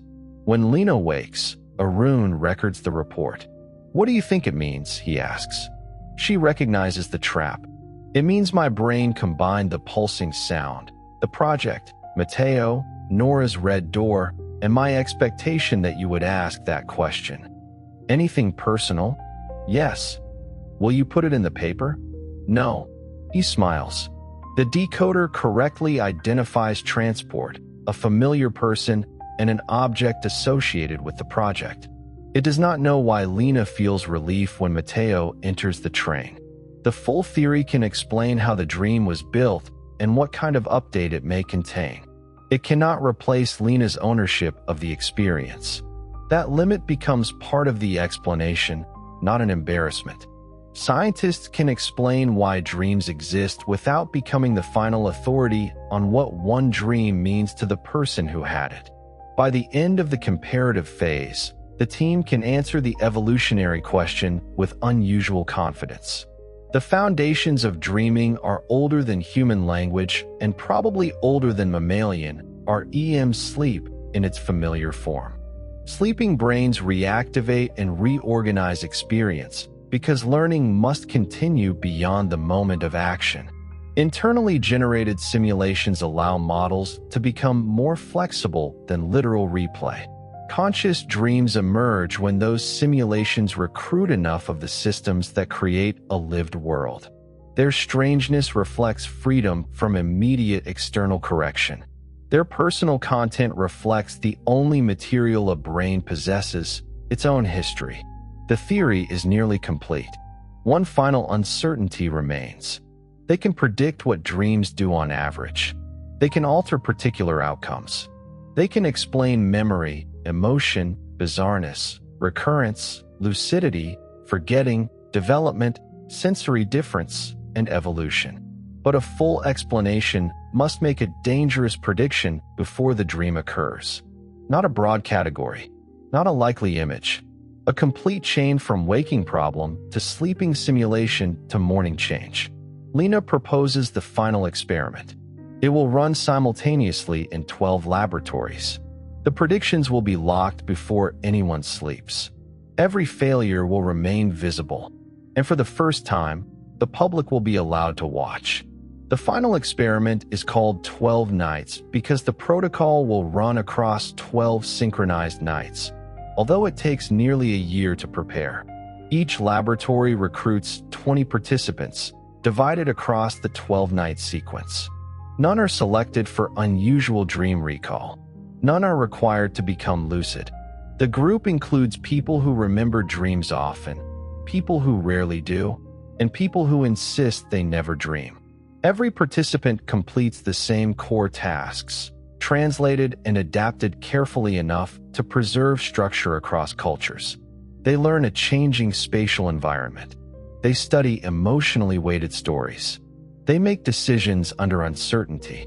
They describe older memories and current concerns only within boundaries they choose. The model then produces a sealed prediction for each sleeping period. Which waking material will be selected? Which older networks will be recruited? Whether the dream will preserve literal content or only relational structure? Whether the simulation will repeat an expected outcome or generate an alternative? What kind of memory, emotional, or behavioral change will appear in the morning? The predictions are encrypted and time-stamped before sleep begins. Independent teams control awakening, scoring, and analysis. A public website shows the protocol, failed nights, excluded data, and every statistical decision made in advance. It does not show private dream reports. Participants decide later whether any personal content may be shared. The public broadcast is not a live view into dreams. It is a live view into uncertainty. On the first night, Lena stands in the Geneva control room where Nora dreamed of the red door years earlier. The equipment has improved. The reconstructions are clearer, but still broad and imperfect. Colored fields indicate sensory categories, memory networks, emotional state, and confidence. A wall display shows the other sites: Boston, Tokyo, Sao Paulo, Cape Town, Melbourne, Delhi, Copenhagen, Vancouver, Seoul, Nairobi, Buenos Aires. The 12th window belongs to Geneva. Journalists watch from a separate room. Scientists comment through the public stream. Critics have been invited to examine the data as it arrives. At 11:48, the first participant reaches non or EM sleep. At 12:16, a prediction unlocks. Recent memory, changing city, remote structure, childhood route to school, expected simulation, familiar shortcut becomes unavailable. Morning prediction, preserved map details, increased flexibility, no significant emotional change. The participant is awakened 40 minutes later. He reports walking toward his old school through the virtual city. A bridge he used as a child is missing. He reaches the destination by entering a shop that connects to another street. The first prediction is close. The second fails completely. A participant predicted to dream about social rejection reports counting oranges in a kitchen. The model classifies the dream as unrelated. Morning anxiety still decreases. A rune marks the failure publicly. No explanation is invented after the result. By 2 o'clock, the success rate sits barely above chance. The control room grows quieter. Lena had prepared herself for uncertainty, not humiliation transmitted in several languages. Miriam watches the failed reports. Too many first cycle dreams, she says. The model accounts for cycle, a rune replies. Not enough. Early sleep is compressing task structure before the broader autobiographical integration. That is already in the architecture. Then the predictions should have weighted it. They did. The answer means the theory may be right in general and still incapable of the precision claimed by the final test. At 2:31, Mateo sends a message. Go to sleep. You look terrible. He is watching from Madrid. Lena ignores him. The results improve during later sleep cycles. Dream reports become longer. Remote memories enter more often. Emotional simulations grow more complex. The model's predictions rise above chance and remain there. Not spectacularly, reliably. In Tokyo, a participant learns a negotiation task and dreams of trying to return a damaged coat. The literal prediction expected a workplace scene and fails. The structural prediction expects disputed responsibility, changing trust, and an alternative resolution. Those appear. The next morning, the participant updates more effectively when an uncooperative partner begins sharing information. In Nairobi, a participant who rarely remembers dreams reports only, I was late, but nobody was angry. The model had predicted a simulation combining a recent deadline with an older memory of school punishment. Her morning stress response decreases. In Buenos Aires, the model predicts emotional recalibration, but the dream repeats the original threat without change. The participant's morning response remains high. In Melbourne, no dream is recalled, yet memory details improve as predicted while flexible transfer does not. In Geneva, Nora sleeps again. She is older now, with shorter hair and less patience for electrodes. Before sleep, she learns a task involving medical decisions under incomplete information. The model predicts that she will recruit the memory of her grandmother's kitchen once more, not as safety this time, but as a setting for care. At 4:07, the reconstruction shows an interior room. A red region forms near the center. Lena feels the past repeat. Nora wakes and reports standing in the kitchen with several people asking her to choose who receives medicine. The red door is gone. Her grandmother is washing empty glasses and refuses to give advice. What did you do? The interviewer asks. I stopped trying to find the perfect answer. I asked what information was missing. The morning task confirms the predicted change. Nora becomes less likely to freeze when no option is certain and more likely to seek additional information. The kitchen has changed function because Nora has changed. A fixed dream dictionary would call the repeated place one symbol. The model identifies a reusable personal environment whose role depends on the problem being simulated. By the first sunrise, the pattern is encouraging and nowhere near decisive. The model has predicted several structures correctly, missed literal content, and failed completely on enough nights to prevent celebration. Every result remains visible while the next group enters the laboratories. For 11 more nights, the same tension repeats.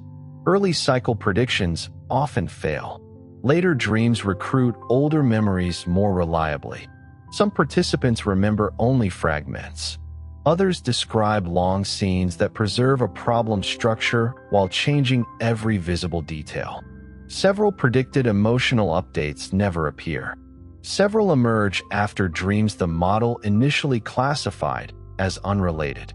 On the 12th morning, the combined result is finally clear. The model does not predict dreams like a script. It predicts their construction better than chance across laboratories, cultures, sleep stages, and people with very different recall. It predicts morning changes most strongly when the dream report reveals whether an expected relationship was repeated or updated. It also fails often enough to preserve humility. The public website displays the final numbers. Critics begin analyzing them before the last participants eat breakfast. Some call the results historic. Others say the word explain remains too strong. Lena agrees with both. The team publishes the complete theory in 3 papers rather than 1. The first describes mechanism. Sleeping brains reactivate selected memories, integrate them with existing models, and generate internal predictions while largely disconnected from external action. The second describes conscious experience. Dreams occur when internally generated activity becomes sufficiently integrated across perceptual, emotional, spatial, social, and self-related systems to create a lived situation. They can occur in REM and non-REM sleep, though the balance of vividness, narrative, emotion, and memory processing differs. The third describes function. Dreams are not guaranteed messages, and not every dream is adaptive. They are conscious simulations arising within offline learning. In some conditions, inhabiting those simulations helps the brain test relationships, generalize knowledge, and update emotional expectations. In other conditions, the dream is largely an experiential byproduct of useful processing. Nightmares and recurring dreams reveal what happens when threat-weighted models repeat without successful revision. The theory contains no universal simple key. It does not claim that dreams predict future events. It does not prove hidden desire. It does not reduce every dream to memory consolidation. It explains why several older theories each captured part of the truth. The scientific community does not become unanimous overnight. No serious field does. Competing models remain. Some researchers argue that conscious dreaming adds less than Lena's team claims. Others challenge the role of counterfactual simulation. New experiments expose details the unified theory handles poorly, but the center of the debate changes. The question is no longer whether dreams are random stories, disguised wishes, memory replay, emotional therapy, threat rehearsal, or incidental noise.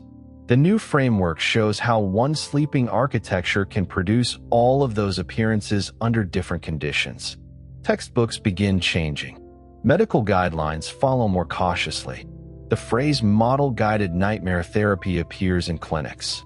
Dream decoding claims face stricter standards. Neural privacy laws expand.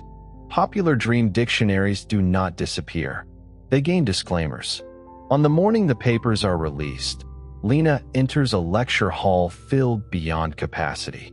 Students sit on steps and stand along the back wall. The first slide contains no brain image. It shows a blank black screen with one question. Why do we dream? Lena waits before answering. We dream because the brain does not stop being a model of the world when the world grows quiet.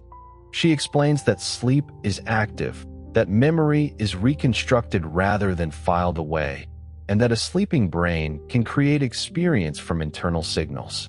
She shows why dreams can be vivid during REM and still occur outside it. She shows how the brain's reduced external correction, altered chemistry, emotional activation, and flexible association produce impossible scenes that feel real. She tells the audience that explaining the mechanism does not assign meaning to an individual dream. A student raises her hand. My father died last year. I keep dreaming that he calls me and acts like nothing happened. Is my brain trying to update something? Lena could describe models of grief, memory, attachment, and continuing bonds. Instead, she asks, how do you feel when you wake? Comforted, then sad. Does the dream change? Sometimes.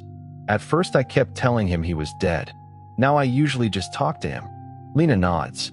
The theory can explain why your brain can still generate his voice, why grief selects that memory, and why the relationship changes across dreams. It cannot tell you what those conversations should mean to you. The student wipes one eye. So science doesn't take it away? No. Another student asks whether a violent dream means a person is dangerous. No. Whether infidelity dreams reveal intent. No. Whether lucid dreaming can solve any problem. No. Whether nightmares are always useful. No. The audience laughs at the sequence. A final student asks, then what did you actually solve? Lena looks at the question on the screen. We solved why a sleeping brain builds experiences from memory instead of becoming blank. We learned what operations shape those experiences, why they differ across sleep stages and people when they can change waking thought, and why they sometimes repeat. We did not solve a person. The answer is repeated in news reports around the world. The shorter headline wins. Scientists explain why we dream. That night, people go to bed knowing more than people knew the night before. Their dreams do not become less strange.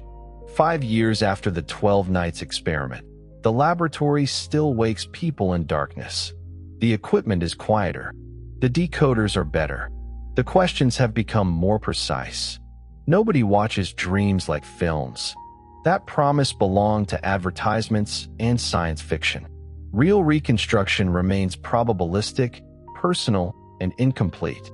A model trained on one person cannot simply enter another person's night. Even with years of data, the system identifies patterns, settings, emotional relationships, and broad categories more reliably than exact faces or dialogue. The limit becomes a protection as much as a frustration. Dream clinics use the theory without storing full content whenever possible. Sensors identify repeated threat simulations and whether outcomes change. Patients choose what they describe. A therapist can work with the structure of a nightmare without demanding every private image. In schools, children learn that disturbing dreams are experiences, not confessions. In courts, dream reports remain personal testimony rather than evidence of intent. Consumer devices are forbidden from presenting behavioral predictions as hidden truth. The rules are imperfect. Companies find new language. They sell mood preparation instead of dream interpretation. They claim to identify overnight cognitive themes rather than private desires. Regulators continue chasing claims through technical vocabulary. Human curiosity continues helping the market. Yet something important has changed. People are less likely to believe that one image carries one meaning for everyone. A falling dream is not automatically fear of failure. Teeth are not a universal warning. A locked door does not prove repression. The dream may still matter, but its meaning must be understood through the dreamer's own memories, expectations, culture, and waking life. Science has made dreams less available to strangers and more available to the people who have them. Mateo's hotel corridor returns twice during those 5 years. The first time follows the death of another former firefighter. He reaches the 3rd floor and finds a hospital waiting room behind the door. Daniel is not there. Mateo sits beside people he does not recognize until the dream changes. The second time comes after Lena is injured in a minor car accident. In the dream, he runs upward again. This time Lena is calling from the room. He knows the building is not the hotel, although it looks exactly like it. He wakes before reaching her. The old fear has found a new problem. The dream has not failed. It is using the strongest map Mateo's brain possesses for the possibility of arriving too late. He calls Lena the next morning. "You're certain you're fine? I have a bruised shoulder. Send a photograph." "I am not sending you a photograph of a bruise." Then the theory predicts I'll remain anxious. The theory predicts you enjoy being difficult. He hears her smile. The nightmare does not repeat. Lena's own dreams change too. For years, she dreams occasionally of the empty train. Sometimes Mateo waits on the platform. Sometimes Nora's red door stands between carriages. Sometimes the train never moves. After the explanation becomes public, those dreams continue. Knowing why does not stop the brain from using a useful setting. One night, Lena dreams that Arun is driving the train and refusing to follow the tracks. Miriam is checking tickets that contain philosophical questions instead of destinations. Elise moves through the carriages asking passengers how they feel about the timetable. Lena wakes laughing. The dream has no measurable consequence anyone needs to study. It may reflect the long project. It may integrate old tensions. It may do nothing useful at all. A complete theory allows that possibility. Biology does not require every product of a functional system to have a separate purpose. Eyes evolved for vision. Yet seeing shapes in clouds does not need an adaptive explanation. Language is useful, yet not every sentence improves survival. A sleeping brain can perform vital work and still produce scenes that are incidental, playful, repetitive, or simply strange. The discovery does not turn every night into a treatment session. It makes room for ordinary nonsense. That may be one reason people accept the explanation. It does not place a hidden assignment inside every dream. On the 10th anniversary of the original Red Door experiment, Nora returns to Geneva for a small gathering. The control room has been renovated, but the whiteboard remains. The 3 instructions Lena once wrote are protected behind glass. The first warns researchers not to begin with meaning. The second asks what the sleeping brain is trying to change. The third says that no theory is complete if it cannot survive a single person's nightmare. Nora reads them and says, "The first one sounds too absolute." "It was meant for us," Lena replies. "We were in danger of interpreting before measuring. My grandmother's kitchen meant something to me." Yes, your model needed that meaning. It needed to know the kitchen's relationship to safety and care. It did not get to decide what my grandmother meant. Nora looks through the window into the sleep room. "Do you ever wish the door had stayed mysterious?" Lena considers the question. The red door is no longer mysterious in the same way. She knows why the model predicted it. She knows how recent navigation, emotional uncertainty, and an older memory of safety became integrated during sleep. She knows why the kitchen returned years later with a different role. The explanation is satisfying. It is not exhaustive. Science can describe the construction of a song without replacing the experience of hearing it. It can explain color without exhausting a sunset. It can map pain without feeling another person's wound. A dream is a brain event and a lived event at once. The first can be studied from outside. The second belongs to the dreamer. "No," Lena says. "I don't miss not knowing. I'm glad the explanation left something that was hers." That evening, the group eats dinner beside the lake. Arun complains about a new paper that claims to replace their framework. Miriam says replacement is the natural dream of every theory. Elise asks Mateo whether he still keeps a dream journal. "Only when Lena annoys me in one." "That must be extensive," Arun says. The conversation continues after dark. There is no ceremony, no final declaration that the mystery has ended. Scientific explanations rarely end curiosity. They change its direction. Researchers now ask how dream simulations interact with immune function, chronic pain, aging, depression, and neurodegeneration. They study why some people update more flexibly than others. They test whether carefully guided dreams can help rehabilitation without creating false confidence or memory distortion. They investigate the boundary between dream consciousness and other forms of experience during sleep. The central question has an answer. The answer creates smaller questions with sharper edges. Later, Lena walks back to her apartment alone. Geneva is quiet.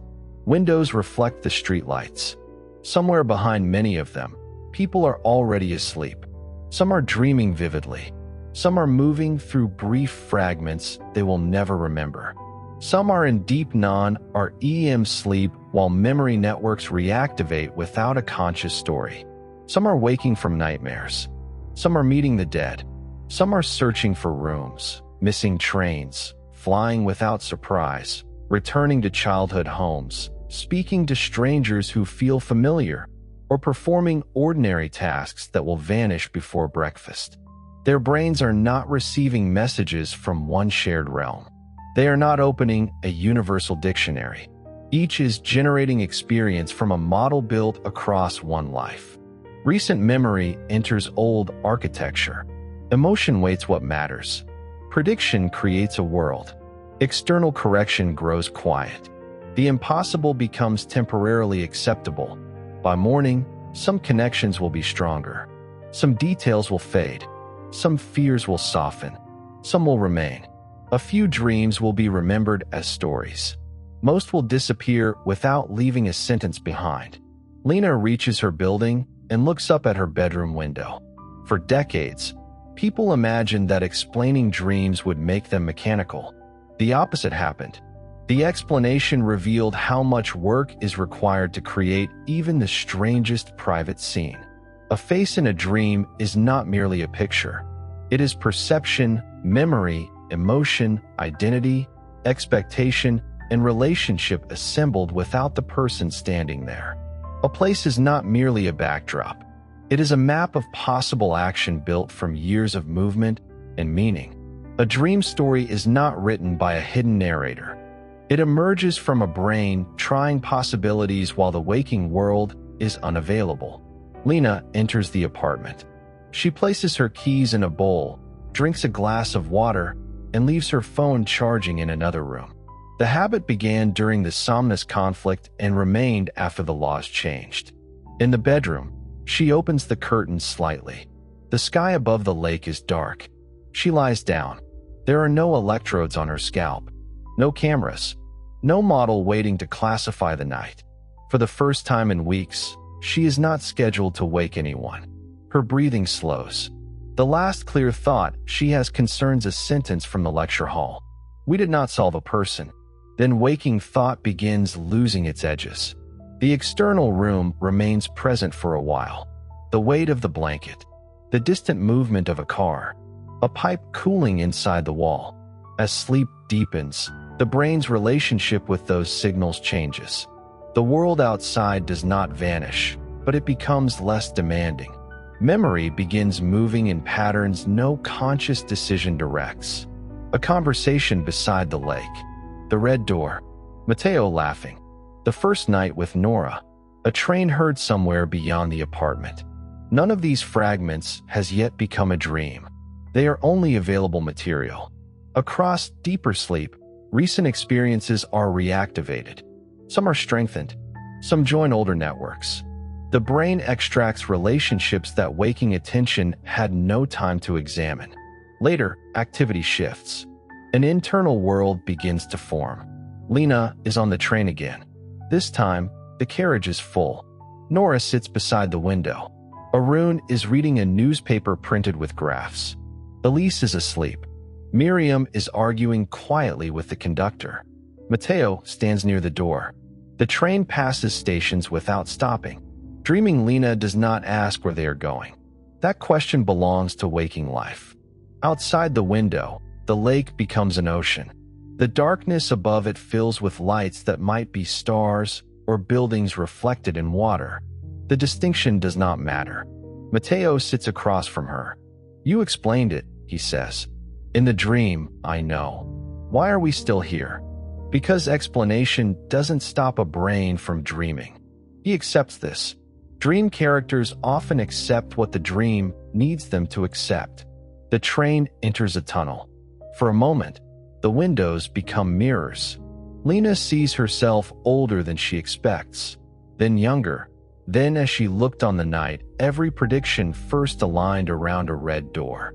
The images are not messages about time.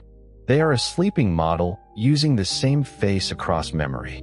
The train slows. A platform appears. Nobody is waiting. The doors open. Lena steps out alone. The station is quiet and warm. At the far end stands the red door. She walks toward it. No alarm sounds. No experiment depends on what she finds. The door opens into an ordinary kitchen. Not Nora's grandmother's kitchen. Not Lena's childhood home. A place assembled from several rooms and belonging completely to none of them. On the table is a glass of water. Rain touches the windows. Lena sits. Nothing else happens. The dream does not need a twist. It does not need to improve a memory, solve a problem, reveal a conflict, or prepare a future decision. Perhaps the brain has already done the work that matters. Perhaps this quiet room is only what remains when many networks briefly agree on a place. The scientific explanation can allow the dream to be ordinary.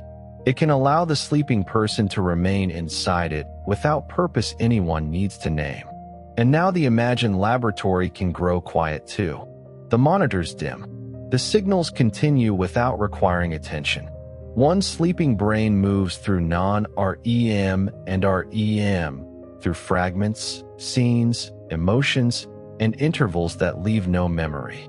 Scientists understand why the process happens. They know that the sleeping brain continues learning from life when direct action pauses. It selects memories, reorganizes them, tests relationships, and generates internal experience when those processes become integrated enough to form a world.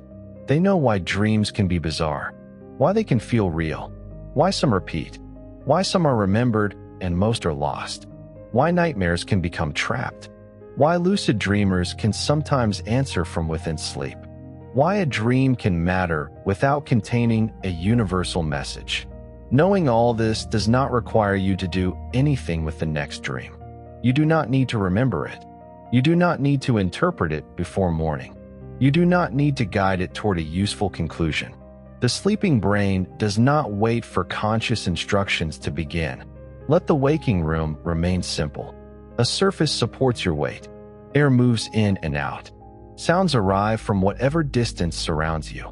The outside world is still available, but it can ask less of you now. Thoughts from the day may appear. A face, a sentence, a place you have not visited for years. They do not need to become a story while you are awake. Memory can hold them without explanation. As sleep approaches, the strict borders between ideas may soften. One place may lead toward another. One time may touch a different time.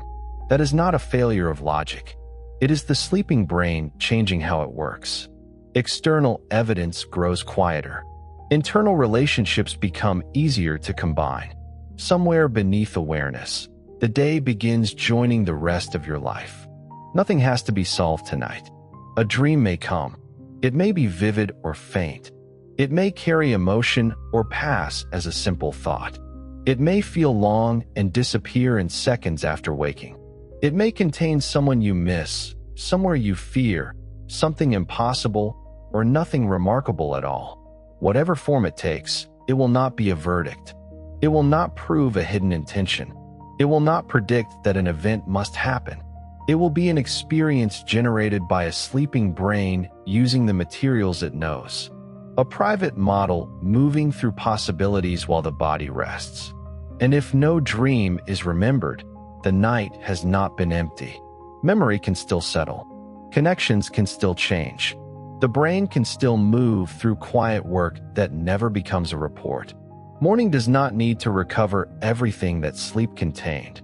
Let the laboratory, the red door, the train, and the long search for an explanation move farther away. The question has been answered as fully as this imagined future allows.